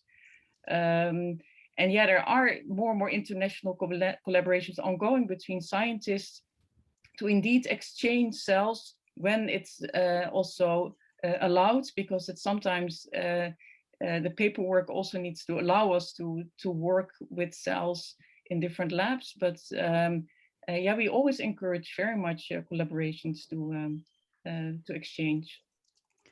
If I may add some things to this, you need to be able to study and have convincing results and results that you can draw conclusion for. You need more. Do you need cells from more than one patient?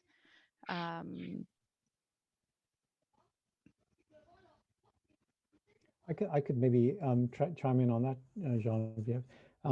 I think, we are starting to see so-called N of 1 studies where, one patient with a very well-defined molecular diagnosis could potentially be eligible for design of a therapeutic that works for them. It's very uncommon. There are very few studies that have shown this, but it is a possibility. And I think to get back to the question that was posed, I think it would also be very important to have the genomic or the genetic diagnosis of your daughter served, because that also will help to design an experiment and determine the feasibility. What I think would be an interesting question also for ELA and the investigators to think about is how well we are communicating all of our findings from our patient cohorts, and how important do we think it is for them to have genetic testing, so that we're developing a global database of new gene variants, or sorry, by new genetic issues that could help to feed into research. Hopefully there's a global community that can start to really think about leukodystrophy patients, and might be that there's one, or there may be that as we start to collaborate, we'll find that there's more than one patient with the same mutation, and we just didn't know where to find them. So we need to be able to discuss that.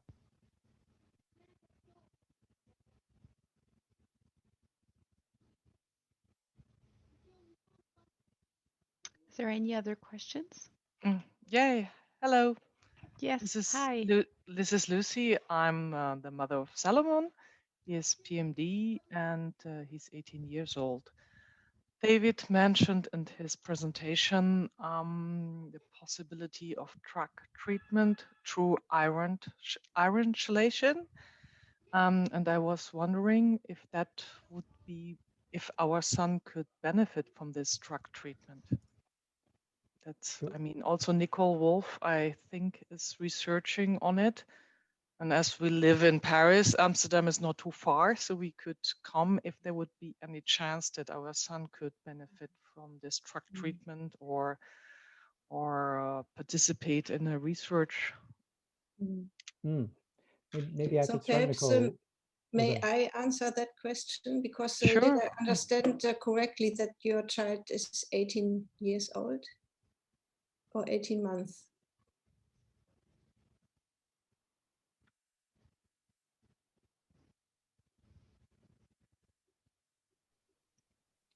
Excuse me? He's 18 years old, Yeah. and but Yeah. of Yeah, so- course his status is deteriorating, Yeah. and we still hope that there would be a drug that that he could be better. So yeah. Yeah. So for this trial, we will. It's always an important question how you plan trials for those disorders to be able to show an effect. also, given the fact that patients with Pituitary deteriorate usually in their second decade, sometimes starting at the end of their first decade, that actually means that the nerve fibers, the axons, are deteriorating. So, and we know that deteriorating axons are not being able to be normally myelinated. We know that from other disorders with nerve fiber involvement starting very early in life. So to make a trial most informative, we have to have inclusion criteria. And one of the inclusion criteria of this trial is to include relatively young patients, meaning up to the age of 7. So the age of 18 is unfortunately a patient we couldn't include in the trial. Of course, you could choose to try the medication with your own doctor, following the protocol we use in Amsterdam, but without formally included in the trial. The problem is, and that makes it so difficult, this trial, is that Deferriprone has side effects. And the most important and possibly serious side effect is that it causes low white blood cells, which in potential may be dangerous because you can have serious infections with that. And that necessitates the patients to have blood tests every week to look at the amount of white blood cells. So that's one of the problems of the Deferriprone.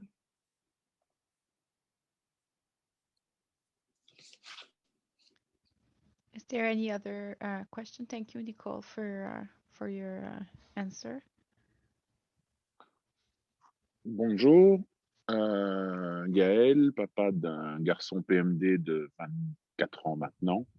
Tout d'abord, merci à tous d'être intervenus et de soutenir l'espoir des parents que nous sommes tous réunis.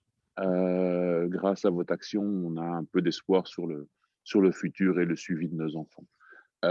Question qui n'a rien à voir avec tous les exposés aujourd'hui, mais qu'à mon avis, pas mal de familles peuvent se poser aujourd'hui. Est-ce que les cliniciens qui sont en ligne peuvent nous dire s'il y a un risque à immuniser nos enfants et à vacciner nos enfants? Est-ce que nos systèmes un peu déficients pour les patients PMD et autres déminimisants risquent des réactions différentes ou il n'y a aucun souci et on peut y aller tranquillement?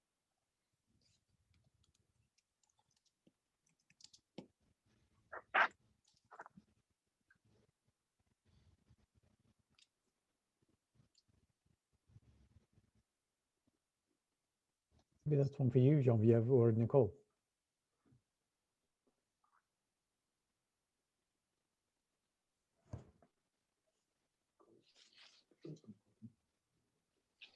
Nicole, do you want to answer that question?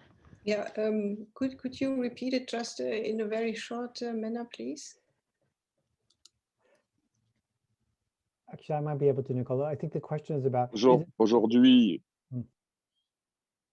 Aujourd'hui, en fait, on nous propose de vacciner nos enfants contre le Covid. La question que se pose, je crois, pas mal de parents, c'est... It's about COVID vaccination. Okay. Yeah. Oui, d'accord. Yes. Okay. I mean, the COVID vaccination, we advise to all our patients. There is one exemption, and this is Aicardi-Gouttières syndrome for theoretical reasons, but otherwise, yes. Although I have to say, I'm not aware of children vaccinated already, at least not in my country, because the vaccines were tested in adults. But if you are offered a vaccine for your child, I would say go and take it.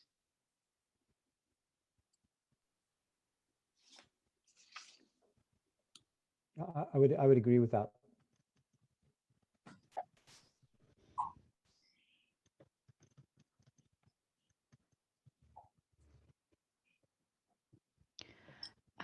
Okay, so do we have any other questions? I see there's quite a bit of question in the Q&A. So if some of you who ask question in writing wants to perhaps go ahead and ask these questions, it's been a little hard for, I guess, for us to keep up with the written questions and at the same time as we discuss the in-person questions. So please feel free to ask. I have a question. Yes. Okay. Actually, I had a question, but I do want to just say for the last gentleman who had the question, my son is 25. He has 4H, polar 3A, and he has had both doses of the Moderna virus vaccination, and he had no repercussions. He took it beautifully. So if that helps anybody.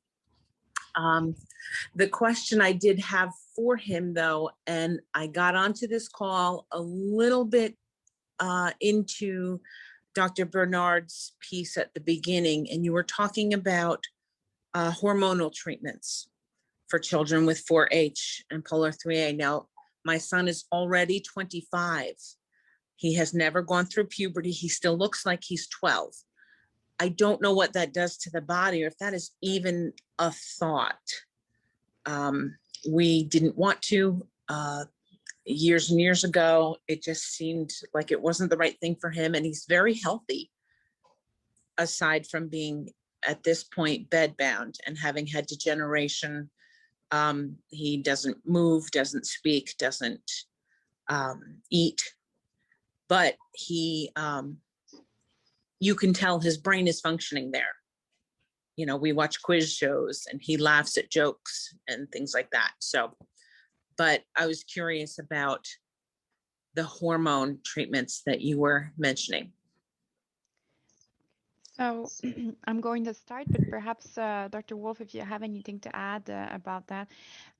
So there's no formal recommendation about whether or not we should treat with hormones the delayed puberty.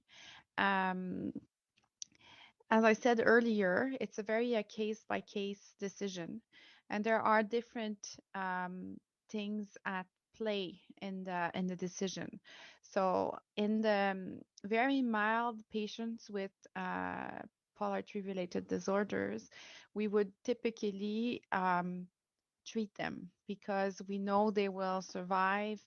We have some patients who survive in their 30s and their 40s, except so we have patients who have a long survival. And the main risk about the main things we're concerned about with the hypogonadotropic hypogonadism is the bone health. So if you don't go through puberty, it's not good for your bone. So you're more at risk for osteoporosis and for fractures. So if we expect that the patient is going to have a long survival, in general, we would tend to try treatment. But we would diagnose with hormone levels and with the endocrinologist would do their full assessment, and then once it's stated that the patient has doesn't have the hormones to develop puberty, for these patients we would treat.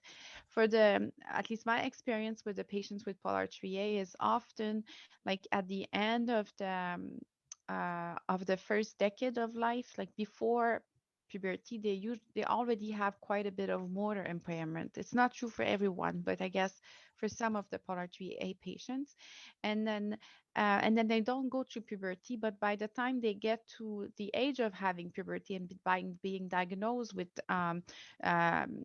delayed puberty or absent puberty, they're quite impaired neurologically, and their life expectancy is shorter.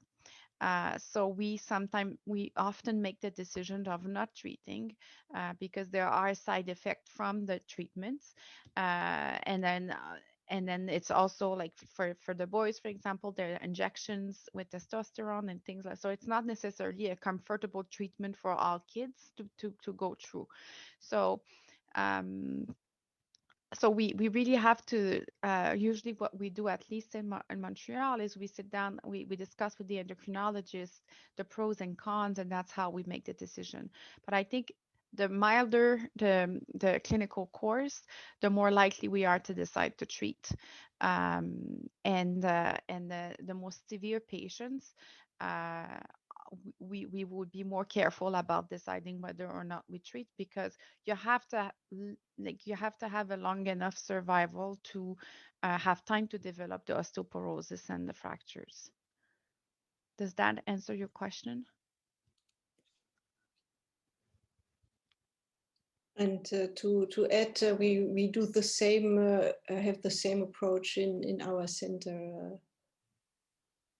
So in the less severely affected patients, especially in the ambulant patients, we would usually treat. And in the more severely affected patients, certainly in patients who are deteriorating, we would also wear very carefully and often decide not to treat. We'll move on with a question from Veronica.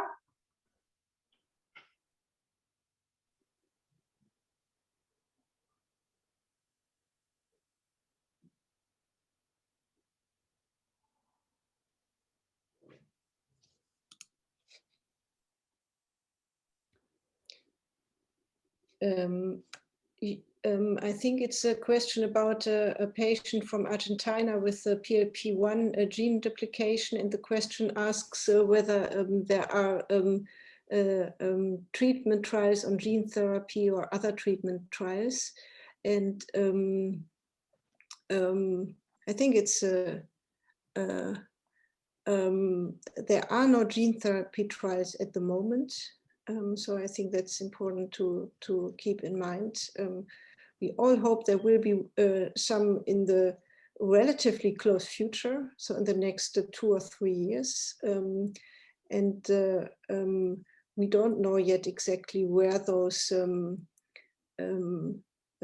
trials will take place. For the treatment trial with Deficiency, I think what I already mentioned is that 14 years will be outside the scope of this initial trial, I'm afraid. And there are no other treatment trials at the moment going on. So I see that there are several questions about trials for different disorders in the chat, in the Q&A area. So I wanted to make sure, to mention that there's a website which is called clinicaltrial.gov, where if you type the disease, you see all of the trials that are happening on a specific disease. So that could be helpful for you to look in the future. Geneviève, can I answer a question maybe around the gene therapy, but also posed by Ludovic, who asked about his son who has PMD, and the question was whether cells from a family member could be helpful in transplant. And I think it's a very good question. And the technologies that could also be developed, but they're not ready now. You'll remember from my talk that we took the skin fibroblasts, we did the gene correction in a dish. Now, the potential therapy you could think about is you could take those gene corrected cells and then put them back in the brain of the patient. In that case, there will be no immunological reaction because it's their own cells, and they've had the gene correction, and so that would be potentially therapeutic. There's a mention in the question about genetic scissors, and that would be a technique called CRISPR, where we go in and make these kind of gene corrections. And so these are, in fact, I think, reasonable ideas, and some of the gene therapy approaches that we'll be thinking about. Unfortunately, they're not really ready for now. They will take years, I think, to develop, but there is a lot of interest, and there are studies going on to try to develop those technologies. In the meantime, I just wanted to highlight again the antisense, which is a type of gene therapy. It's one that can, potentially also help with PMD. And I would suspect that of the gene therapeutic approaches, the antisense oligonucleotide would probably be the first one that would be coming into the clinical trials. But as Nicole said, we don't really have a date for when those would start. And perhaps one addition, because we know relatively well the pathogenesis, so the mechanisms which cause the disease for Pelizaeus-Merzbacher disease. But for example, for H syndrome, we don't know it very well yet. And that has to do with several causes. But for some gene therapy approaches, we need to know which kind of cells in the brain are affected. Because if you use, for example, a virus for gene delivery, as it is done in different gene therapies, those viruses can, for example, infect neurons better than glial cells, or oligodendrocytes better than astrocytes, and so on. So to know which kind of gene delivery system you need a good understanding of what kind of problems are going on in the brain and what kind of cells are primarily affected. So for those newer hypomyelinating leukodystrophies, not only for age, but also the very new ones, there is still a lot of work to do. Perhaps in some time that will be much easier, and you have kind of delivery systems which are very efficiently transduce or treat a lot of cells. But we are not as far yet.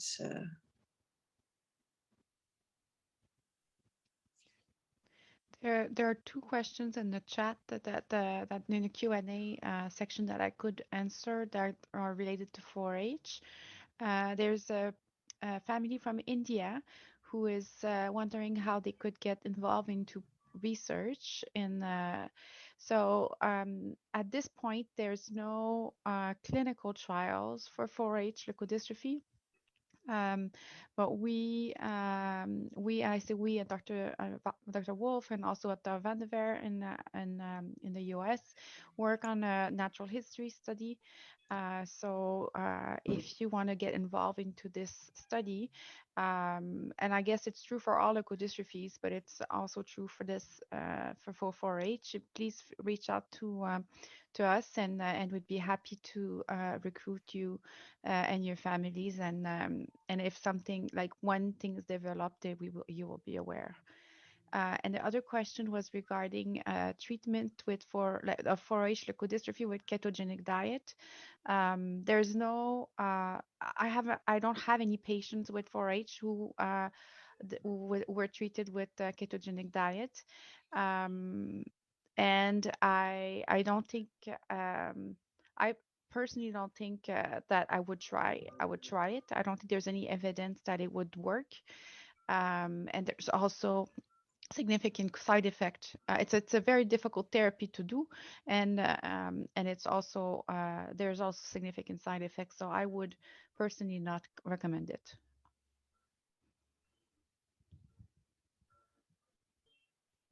Dr. Wolf, do you have any other? No, not for 4-H. I also saw a question on the chat. I said I would answer live, and that was about a child with Pelizaeus-Merzbacher disease, who is also in his second decade and showed developmental progress all along, and the mother asked whether there would be also a decline. And that's what we see in at least all of the Pelletier-Schmerzbacher patients I know. In the first years, there's a clear progress. We see that clinically. We also see on the MRI that some myelin is made, and that actually gives you also the question why some of the oligodendrocytes manage to myelinate and many others not. I think it's an important question for us, also for later treatment studies. But after a relatively stable phase, patients do deteriorate, and that means the spasticity increases, head control gets worse. Often, if the children don't have a gastric tube, they need a gastric tube because swallowing deteriorates, and so on. So it's a very long stable disease, but there is some deterioration, and we think that is because of the nerve fibers, the axons, which have not this protective and nourishing layer of the myelin around them.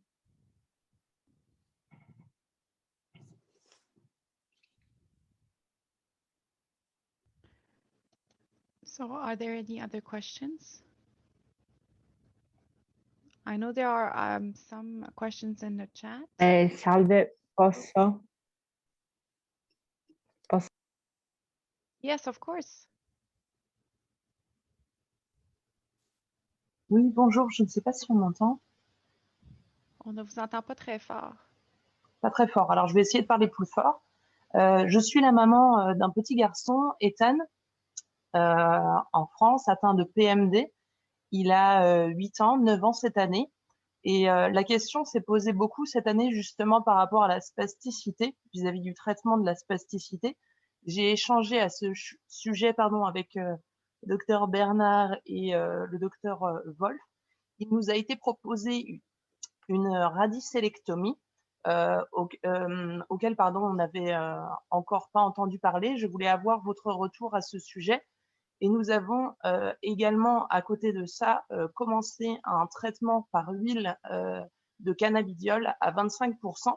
J'aimerais savoir si derrière cette huile de CBD, vous aviez également des retours, s'il vous plaît. C'est donc 2 questions en une, excusez-moi. Et merci pour vos présentations. Shall I answer that question? Go ahead. Yeah, I think the decisions for the spasticity treatment are very individualized. So it is very difficult to give a very personal advice for you. We also do operations for spasticity. For example, the selective dorsal rhizotomy, the SDR you mentioned. What we also use in patients with Pelletier-Schmerzbacher disease is intrathecal baclofen treatment with a pump. And actually we prefer that treatment because we can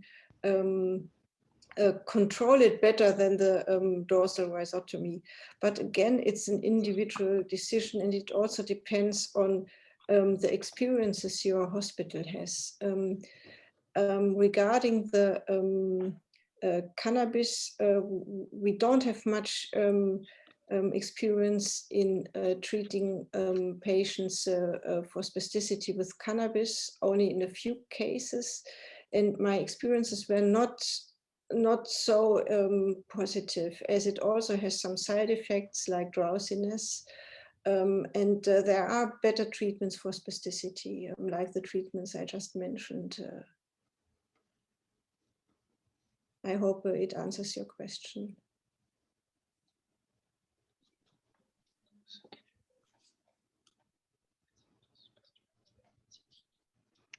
Any other questions?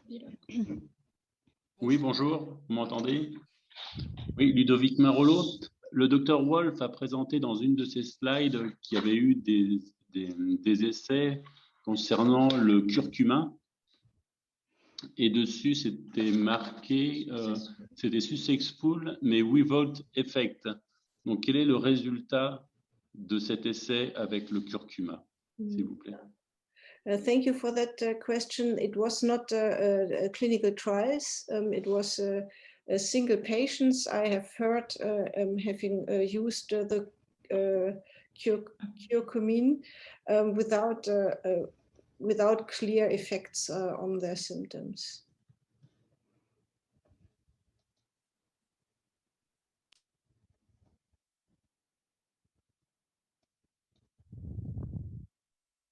Bonjour, vous m'entendez? Déjà, merci à tous les quatre pour vos présentations absolument très intéressantes. J'ai plusieurs questions. La première, je voudrais l'adresser à Geneviève Bernard. Ma fille est atteinte du syndrome 4H. Nous nous sommes déjà rencontrés à plusieurs reprises. Concernant l'ostéoporose, donc ma fille présente effectivement aucun signe pubertaire, ça c'est évident, et on m'a recommandé l'injection de biphosphonate pour lutter contre l'ostéoporose. Est-ce que c'est la solution? Est-ce que ça peut l'aider? Enfin, en tout cas, voilà. So I'm not an expert in osteoporosis. I'm assuming that your daughter is followed by an endocrinologist and a pediatrician who or a family physician. Usually these types of medications are started by the general physicians or the endocrinologist. And I think that as a general rule, everything should be done to try to prevent osteoporosis. For example, it's important that the children are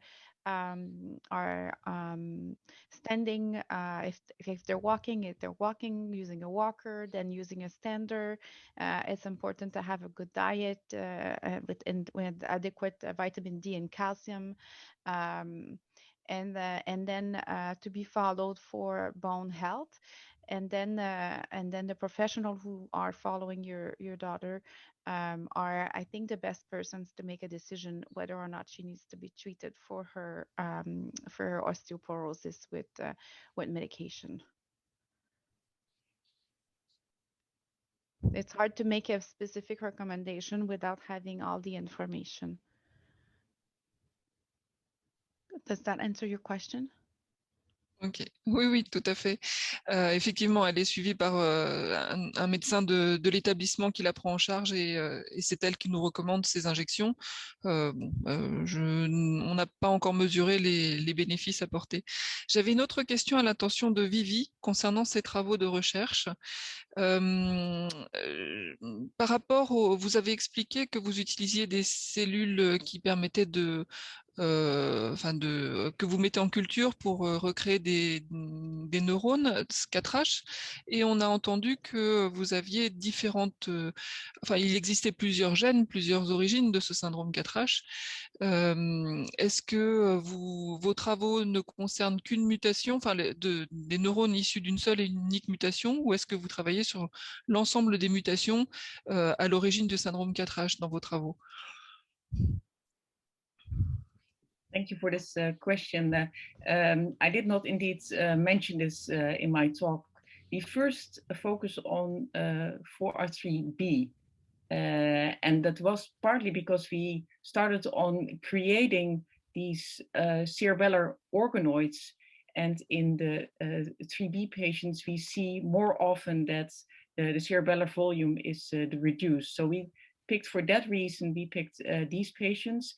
So we also continued with these mutations in the other culture types. So we could actually compare the same patient cells with the different kind of cultures.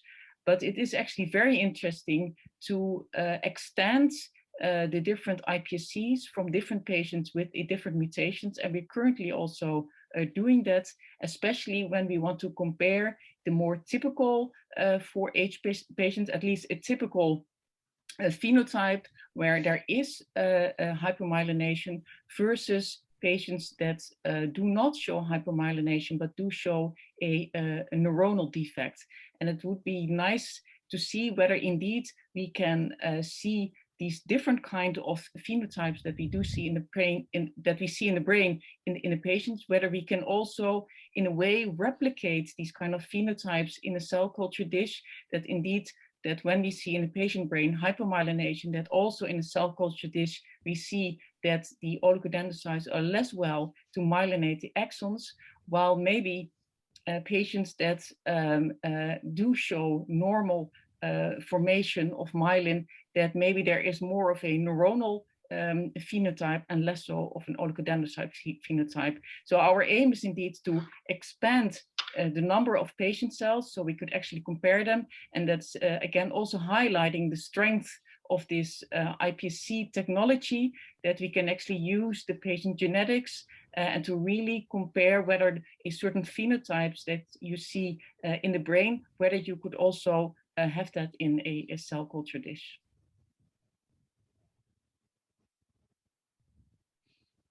Merci, vos travaux sont vraiment impressionnants.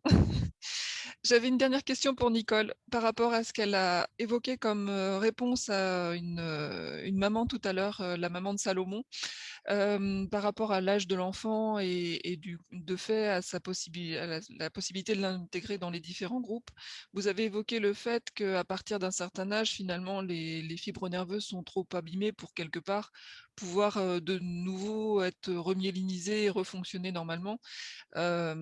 C'est quelque chose de systématique, quels que soient les travaux de recherche envisagés, c'est l'âge maximum reste une donnée d'entrée importante.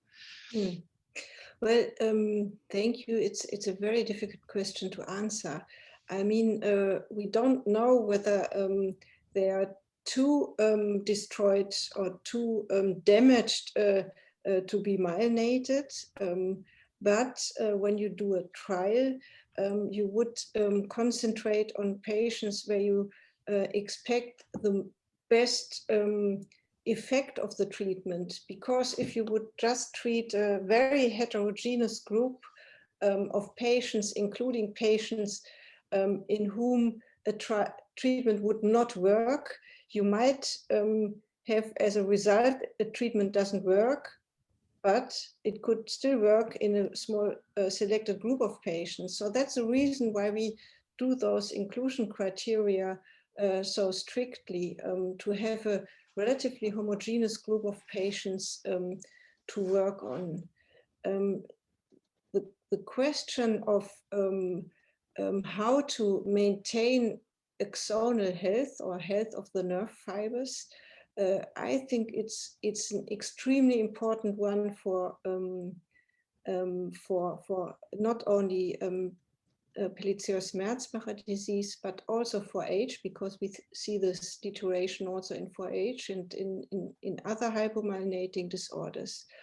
So it's a fundamental question. I think it's a question which is a common mechanism for hypomyelinating disorders, and we do need more research also on that aspect, because I mean, imagine we have a treatment working in young children. We still have a lot of patients who are older and perhaps not so amenable to those treatments. And we need to figure out how to stop that axonal deterioration. And that's not a trivial question.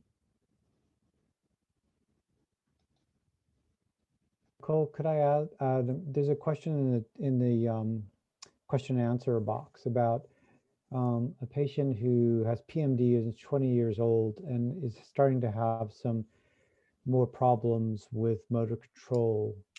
And what do we think is happening with the deterioration in PMD? I mean, my understanding is that after a long time, if there's no myelination, the axons do start to deteriorate.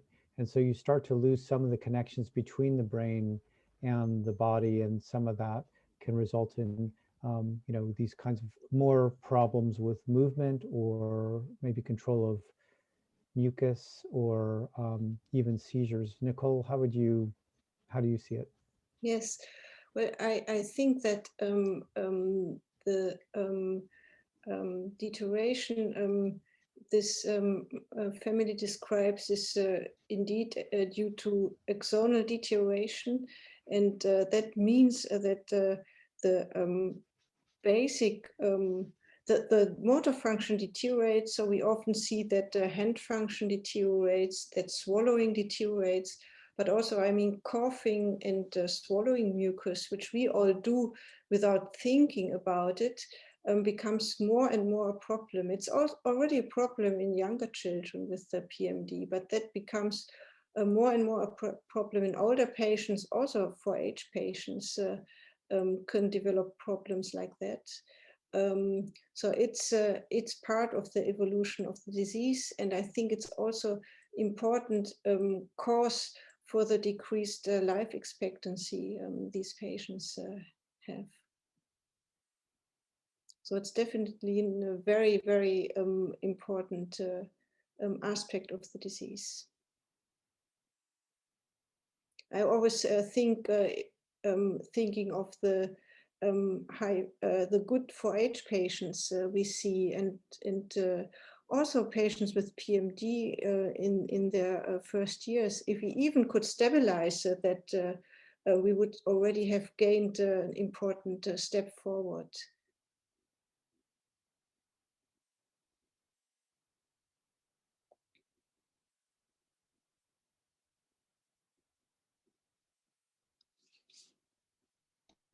Are there any other questions? We have 5 minutes, I think. I think there is one question in the chat, perhaps also for you, Geneviève, about a 4H patient of 9 years old, and he has elevated cholesterol, and the question is whether you would treat it. So I have seen patients with elevated cholesterol with 4H, younger than what we would usually see. But I am not sure if it's related to the disease, or if it's a second diagnosis of having early high cholesterol. So I think it's something that you should discuss with your treating physician. I also think that Pas tous, pas Vivi, je travaille dans les boîtes. Okay, so I also think that the decision should be based, like, should be done with your treating physicians. It depends on the level of how high is the cholesterol, and how and like there's different different things to make, the different decision to make around it, and I think the primary care physician would be the best person to decide whether or not to treat.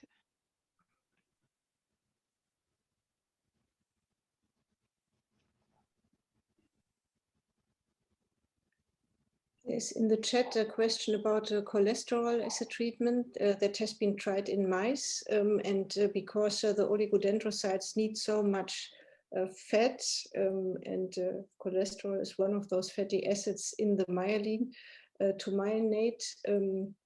That was actually the basis about those trials, and that seemed to help in the mice.